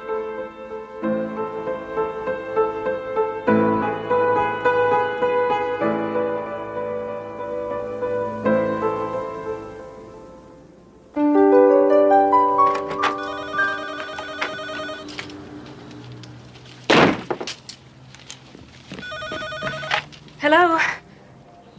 Oh, hi, Mom. How are you? Mom, I'll be okay. I'm not the first girl to get dumped for someone else. Can't we talk about this later? Besides, I think we've discussed this topic a few hundred times. You don't think I want to find a decent guy to spend my life with? I wish. I'll call you later, Mom. Bye.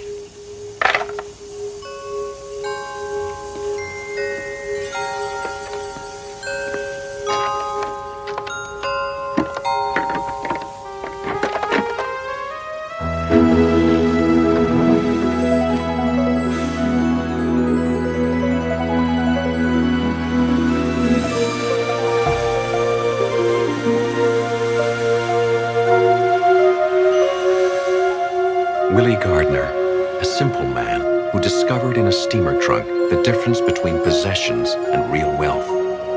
Once adrift in a sea of humanity, he's finally found a safe harbor in a port of call known as the Twilight Zone.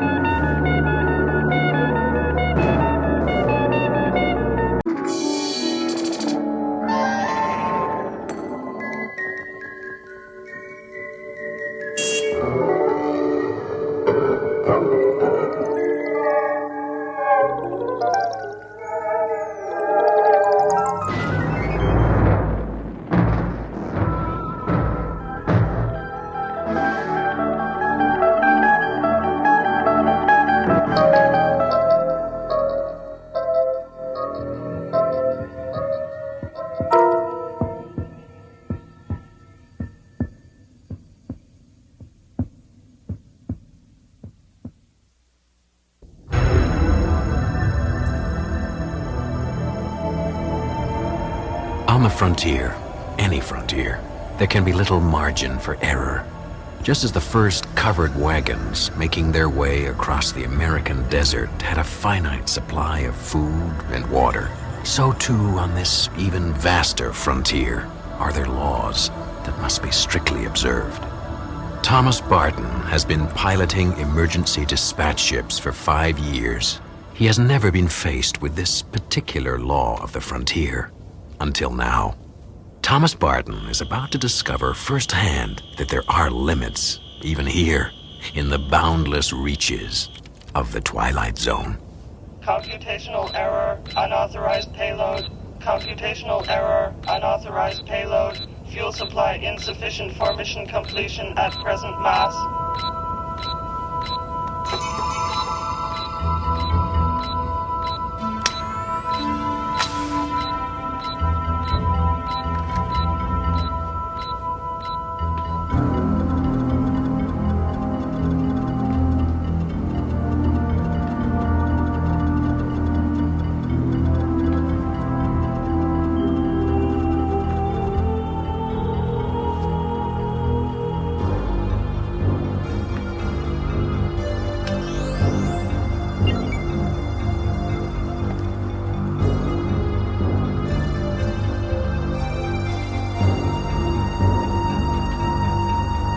All right, come out of there.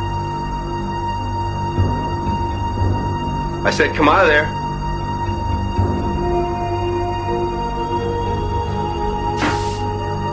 All right, hold it right there. Right there. All right, come out real slow. Come on. Come on. All right. I give up.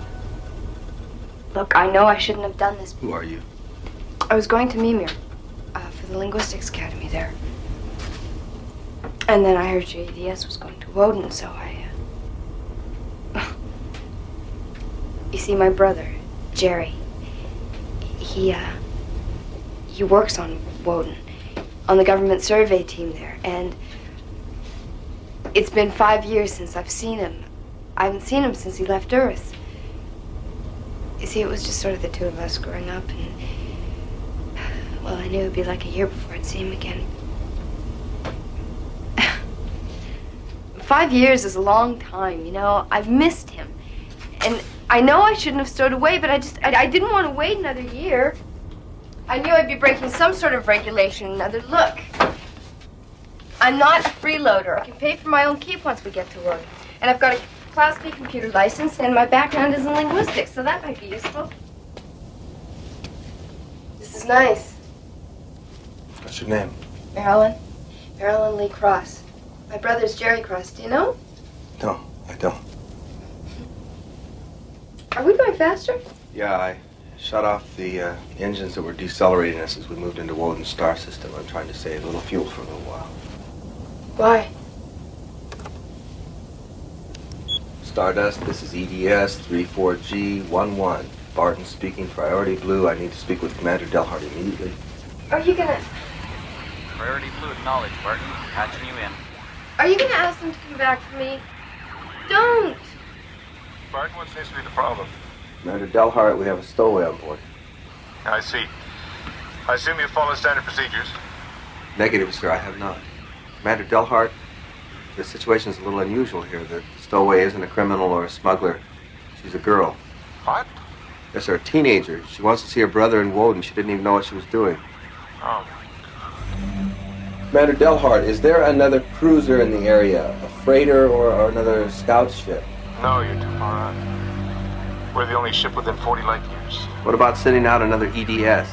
It would never reach you on time. What about a ground-to-space transport from Woden? Anything at all, sir? No, I'm sorry. There's absolutely no possibility of intercept. There's just nobody out there to help. Martin, I'm sorry.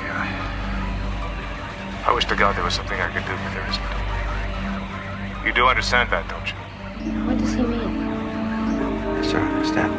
I'll get ship's records to Colony so we can make the necessary notifications. Delhart out. Are you going to tell me what he means?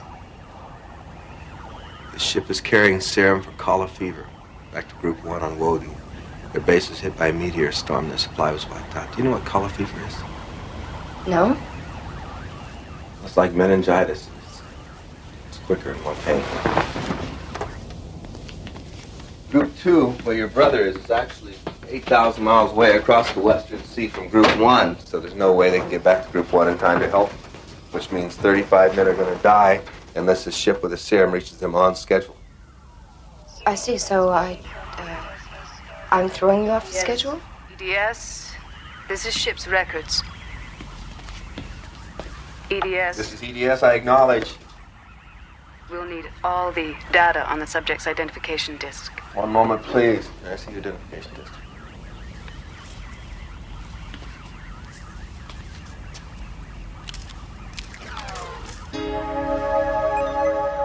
ID number T837-Y41, name Marilyn Lee Cross, date of birth July 7th, 2040, place of birth Grand Rapids, Michigan, American Commonwealth, Earth. Original destination. Port City, Beamer. Time of execution. What? What does she mean? At what time was the stowaway ejected from the ship? I'll inform you later. Ejected? She can't be serious. Now listen to me. It's my fault because I should have told you as soon as I found you. And I thought maybe once I contacted Delhart could do something about it. I don't know. If you eject me, I'll die. I realize that. Warning. Fuel supply insufficient for mission completion. Moving to condition yellow.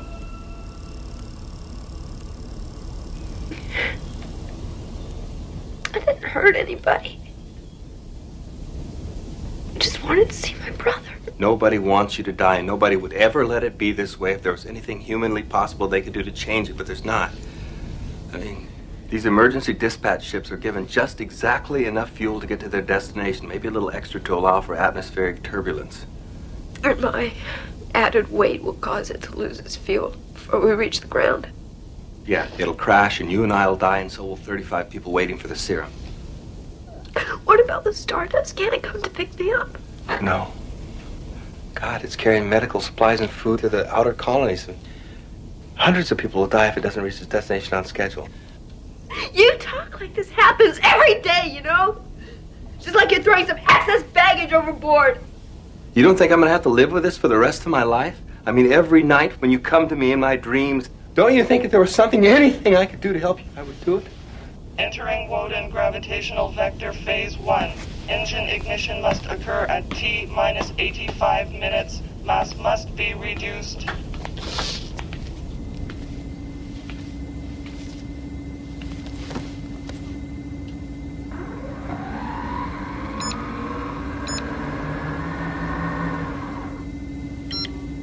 It's all just numbers, isn't it? Ratios. Equations. It's nothing personal. It's just mathematics. Yeah, you're right. You're absolutely right. It is just mathematics. I mean, H amount of fuel won't power this ship safely to its destination with M plus X amount of mass. It's as simple as that. X. It's me, isn't it? The unwanted factor in a mathematical equation. I can go alone, or I can take 35 others with me. In case you're wondering, the EDS doesn't have any sophisticated landing computers. I mean, you can't pilot the ship by yourself. I know. Thanks for the thought, though.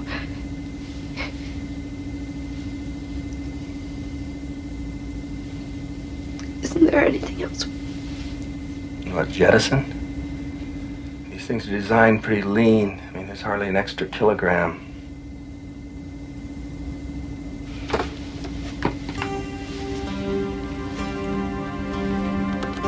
Wait a second.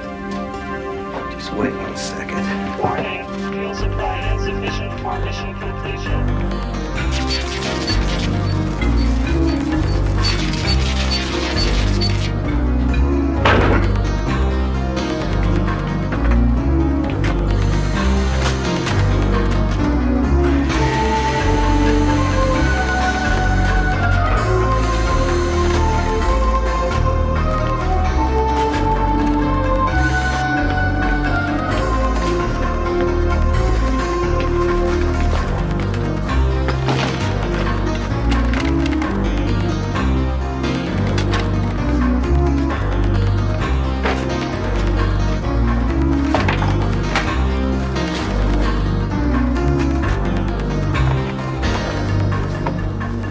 Enough? Well, we'll soon find out.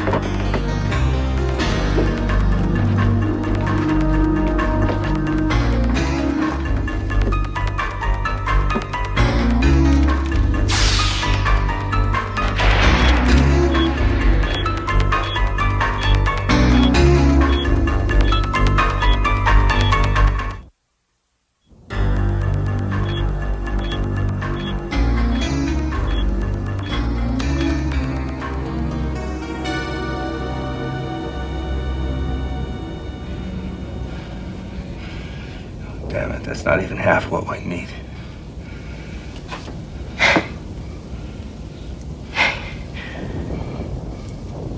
How long do I have before I have to leave?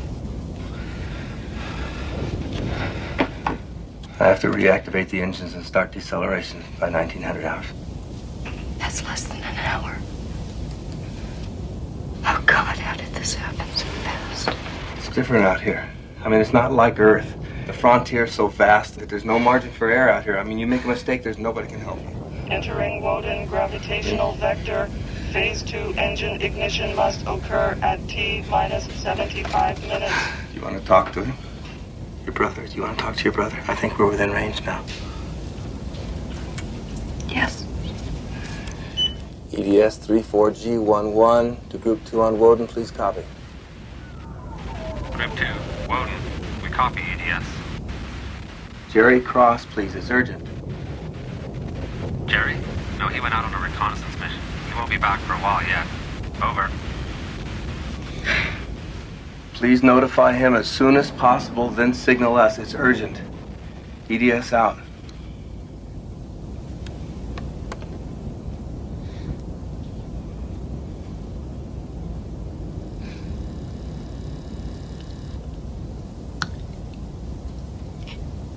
It seems to go faster all the time, doesn't it? I just want to hear his voice. I think when I hear his voice, I won't be so scared. It's cold in here. Is it cold? No, it's, yeah, it's colder than it should be, yeah. Maybe I shouldn't wait, you know, maybe I'm just being selfish.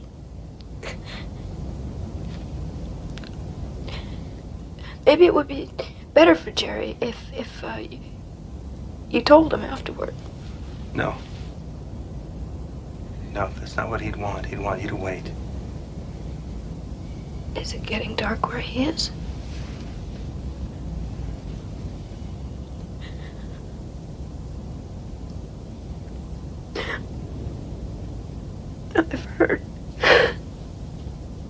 everyone I love. I've been so stupid, so selfish. It wasn't your fault. It really wasn't your fault at all, and they'll understand that. I'll never be able to tell them. I never took them for granted.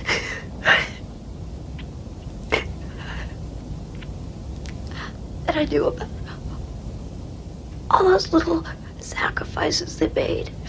Also, I wouldn't have to do without. God.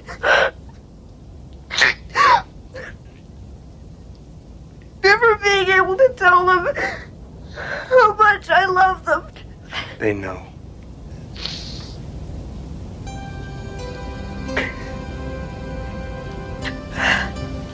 I've read about how people look when they die in space.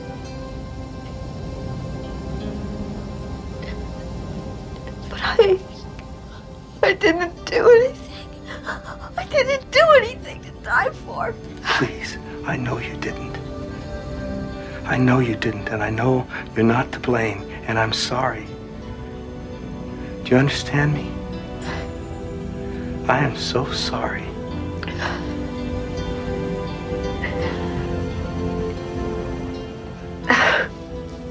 I'll be okay. Signal transmission from G2. Jerry? Incoming. It's Jerry.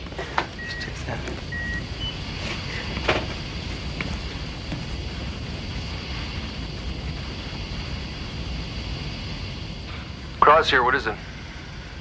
EDS, come in. Gerald Cross here. Jerry? I wanted to see you. Marilyn? Is that you? What are you doing on EDS? I wanted to see you, Jerry, so I hid on the ship. You hid? The stowaway. I didn't know what it would mean. Oh, Marilyn, what have you done? I didn't mean to hurt you, Jerry. I just wanted to see I'm sorry. Don't cry, sis. I didn't mean it to sound that way. It's just that it's unfair. It's because of me. Oh, don't feel like that, Jerry. Don't let me go knowing you feel like that. EDS, have you called Stardust? Is there anything? There's nothing he can do, Jerry. He tried everything. No one can help me now, I know that. I just wanted to say goodbye, Jerry. The planet's starting to swing. We're losing contact with the base now. Jerry, you're fading away, so I have to say goodbye now. And maybe we'll see each other again. I'll be nothing you can see, but I'll be there. Always think of me like that. Always. Always like that. Never any other way. Goodbye, Jerry. I love you. Marilyn, I love you.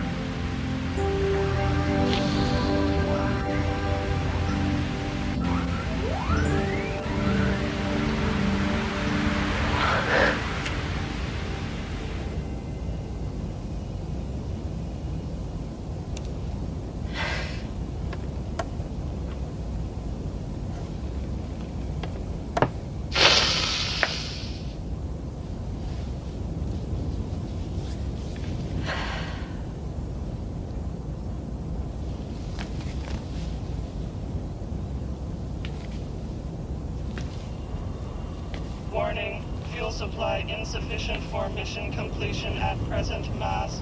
Condition red. Mission status in jeopardy. Condition red.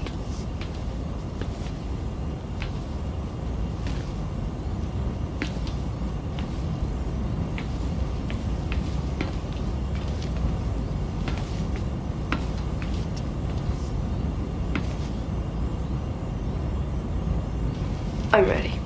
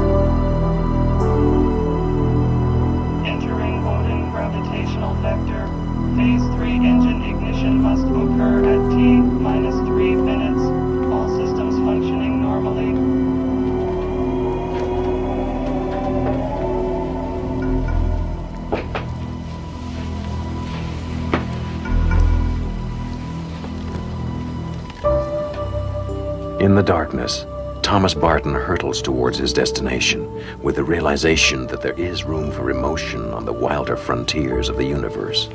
Emotion and the memory of a girl who had not known that sometimes it takes a human life to balance a cold equation in the black geometry of the Twilight Zone.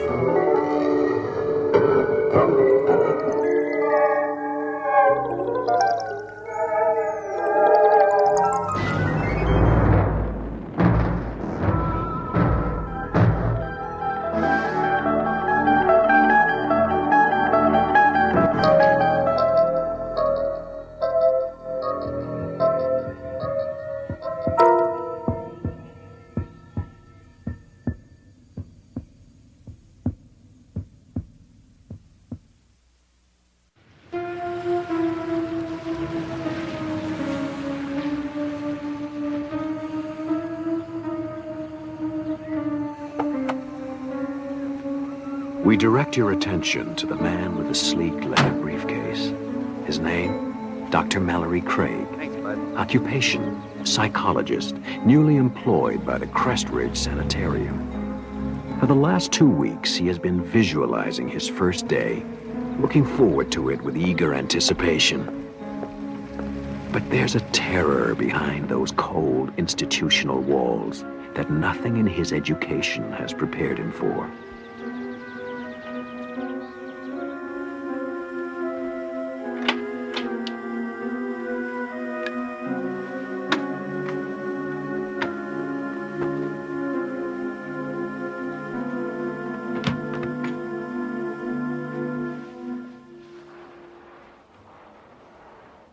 Dr. Craig? Yes. Rebecca Robb. Everyone calls me Becky.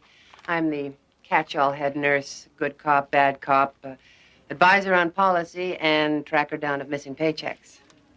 Glad to have you aboard. Thank you. Glad to be here. This place has got a fine reputation. I only hope I can live up to it. I'll get you the files on your clients. You'll be taking over Dr. Parnett's group, about 6 or 7 people. I think you'll find them all quite fascinating. Thank you, Becky.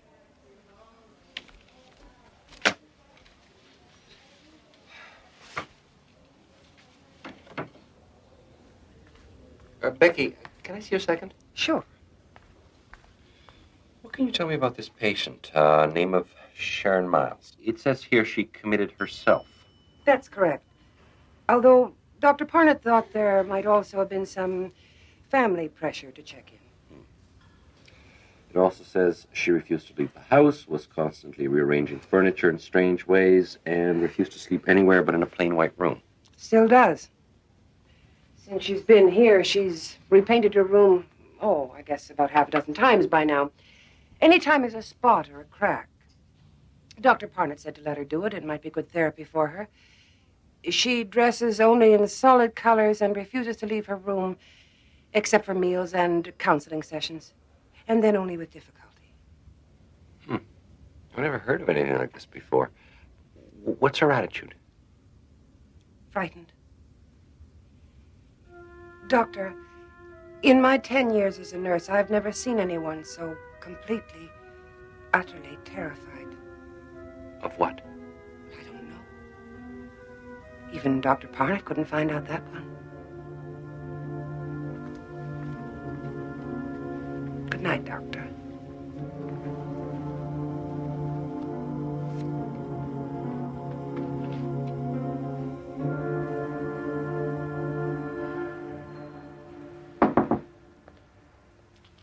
Hi. I know it's a little bit after office hours, but I thought I'd pop by and say hello, if you don't mind.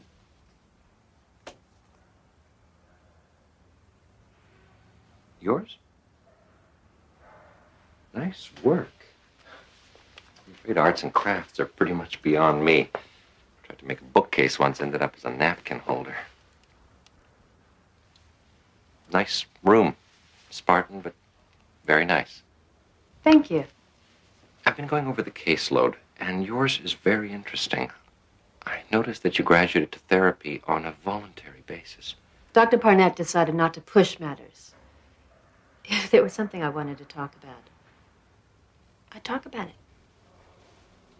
But you haven't. You haven't been to therapy in nearly 2 months. You know, I'm sure if you were to try again, I could arrange for a field trip. No. I don't think that would be a good idea. Not yet. When I'm ready, maybe. All right.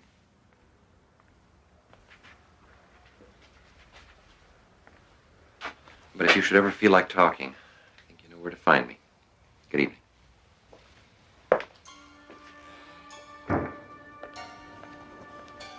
Ah, good. There you are. I've been looking all over for you. Before everyone went home for the night, I wanted to introduce you to the rest of the staff. Fine. That'll be all right. Get it away from me! Get it away from me! Get it away from me! I told her we don't have any other heavy blankets. It's getting colder, and she's I don't need care! Get it away! I don't want patterns! Look, just go and get 2 or 3 light ones. That should be all right, don't you think? As long as they're plain. One color, no patterns. No patterns. I promise. Come on.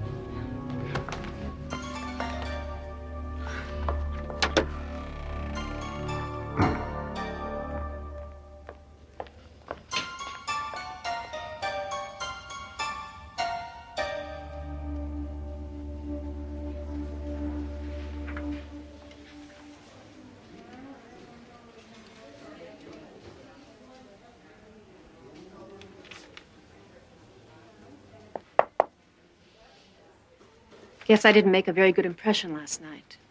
I want to thank you for what you did. The staff gets a little impatient with me at times. All forgotten. Thank you. But it would help me tremendously in the future if I understood why you were so concerned. Hey, Doc. Haven't you heard? Nobody in here but us loonies. We don't have to have reasons for what we do. I disagree. And for what it's worth, I don't think you are a loony. Scared, yes. And I'd like to try and help. Talk to you for a while. All right. If you just move that for the time being.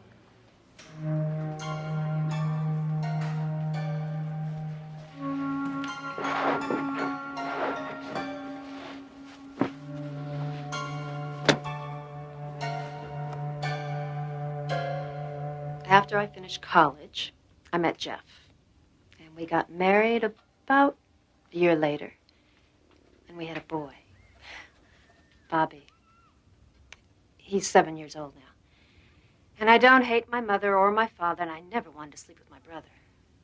And I wasn't frightened by a checkered sheet when I was a little girl. But you were frightened last night. I saw you. You were terrified by that blanket. No, not the blanket. The patterns. Why?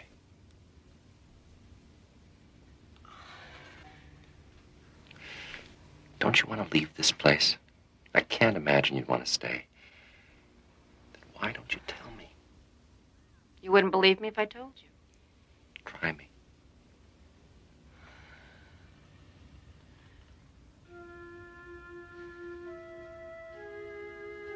You ever look closely at patterns, Doctor? I mean the kind of patterns you find in wallpaper. Cracks in the ceiling. Linoleum floors. I suppose so, yes. You ever see faces in those patterns? And the way that the cracks and colors come together so that if you look at it, just so, you could swear you see a face. Of course. We had a linoleum floor when I was a kid. I used to spend hours looking at the patterns, trying to make faces out of them. See, that's the way the brain works. It tries to find order in chaos. Given the chance, the mind plays a game of connect the dots with whatever it happens to be looking at the time. Yes, but did you ever wonder why you see faces? Not animals or plants or buildings. But faces. No, actually, until you mentioned it, it hadn't occurred to me. It didn't occur to me either. At least not at first. It was Sunday, and I was looking up at the wallpaper. It was covered in abstract patterns, you know the kind. And I was looking up at the wallpaper, looking into the patterns. I saw a face in it. A doctor. I swear it looked back at me. Right at me. I caught it off guard, I guess, because I got the most terrible, horrible feeling that it knew that I saw it. And I looked away. It was gone.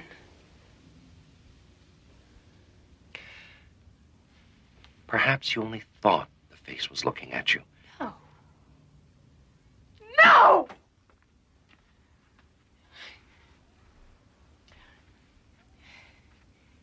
You know when you're crossing the street and you make eye contact with the driver the way everybody tells you to, and even though you can't see them clearly, you can feel when you've met their eyes.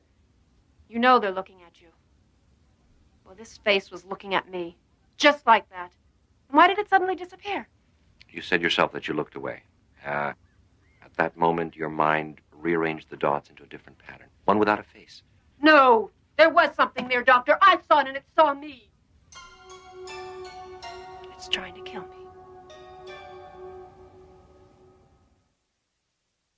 I saw a face in it. A doctor. I swear it looked back at me. Right at me. I caught it off guard, I guess, because I got the most terrible, horrible feeling that it knew that I saw it. Then I looked away. And it was gone. Staying late? No, I was just leaving. Well, I hope you brought your coat. Looks like we're heading into the rainy season. Good night, Doctor. Good night, Becky. You said yourself that you looked away. At that moment, your mind rearranged the dots into a different pattern, one without a face. No, there was something there, Doctor. I saw it and it saw me. It's trying to kill me.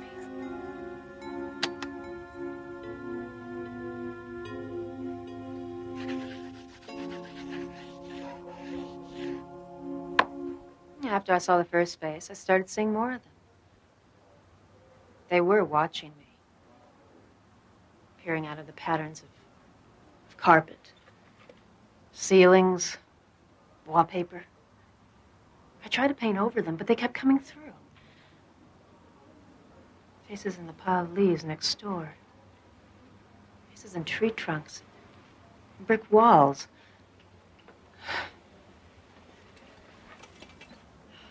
Faces in the doodles of my 7-year-old son. My clothes. I had to stop wearing patterns. That's why I don't allow patterns in my room. That's how they come through. As long as they're out of range, I'm safe.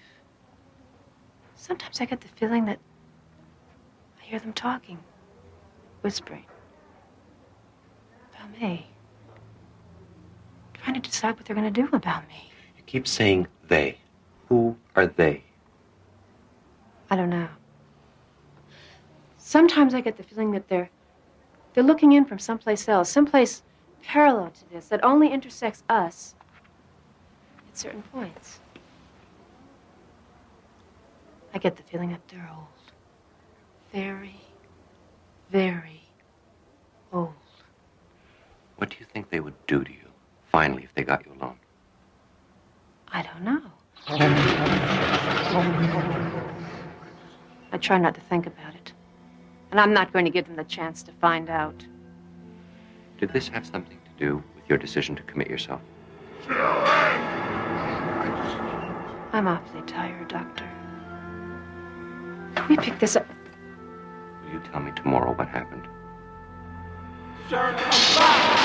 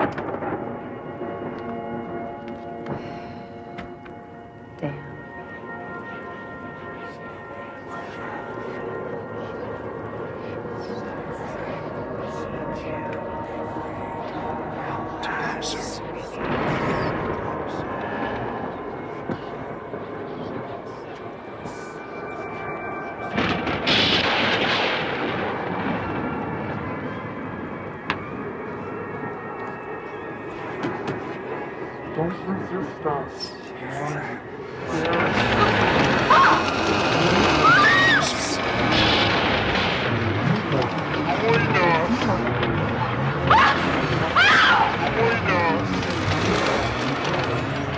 Come here.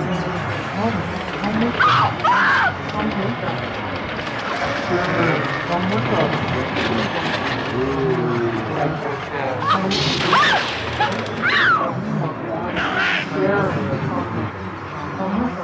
Don't resist.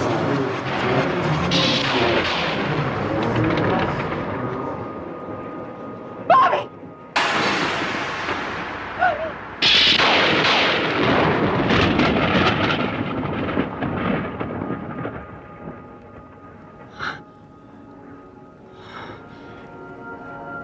Oh.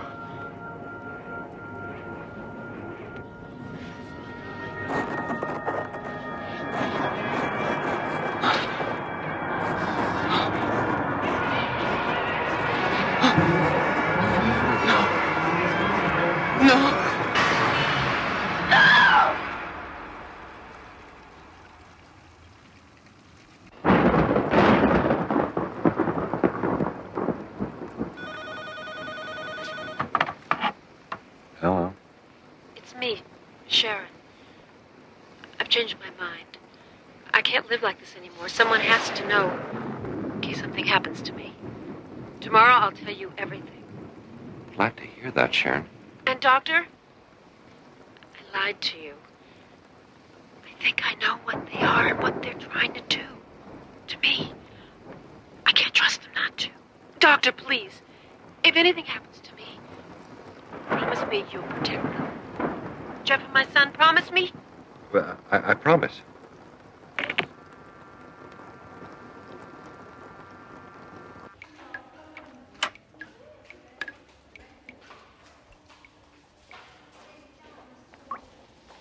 Good morning, Doctor. Pardon the bucket. We had the roof fixed last winter, but it still leaks a lot. The buckets all over the place. A storm that big always agitates the patients, and last night was a doozy. Around midnight, we had everyone quieted down, except for your favorite patient. Sharon? What happened? She just started screaming right in the middle of the night, screaming and pounding on her door, trying to get out. Kept saying she wanted another room, that she had to get out. Did she say why? Well, she was hysterical. Any other night, we'd have given her another room, but you know how crowded we are. She was too disturbed to let her wander around, so we had to lock her room. I called for another nurse to help sedate her. She really fought us, too. Why didn't you call me? Well, we were going to, but she quieted down. We didn't want to disturb you.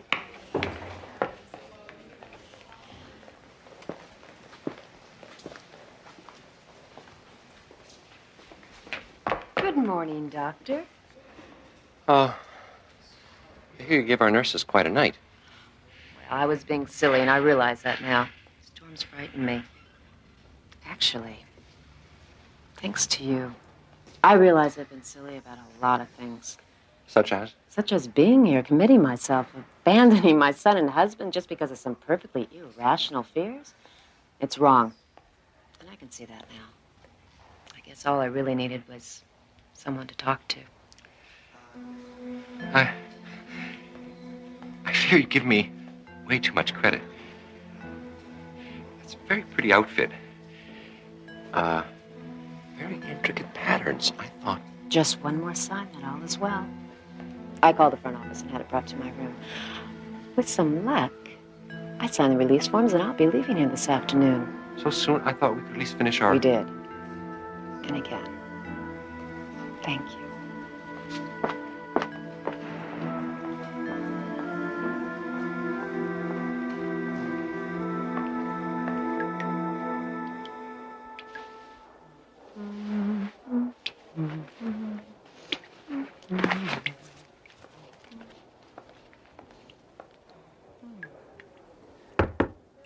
Your cab's here. Thought I'd help you with your bags. Thank you. Besides, I couldn't just let you go without saying goodbye, could I? No, I suppose not. All the help is quite appreciated.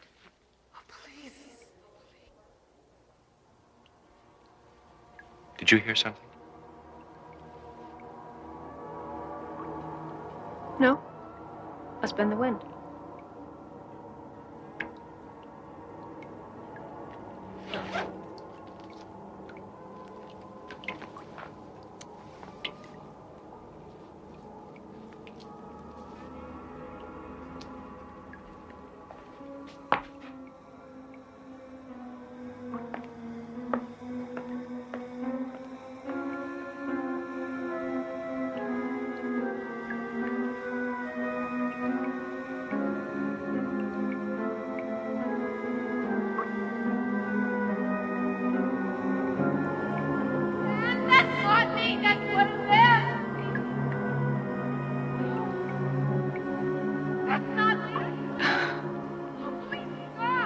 Next time you're alone, look quickly at the wallpaper and the ceiling and the cracks on the sidewalk. Look for the patterns and lines and faces on the wall. Look, if you can, for Sharon Miles, visible only out of the corner of your eye or in the Twilight Zone.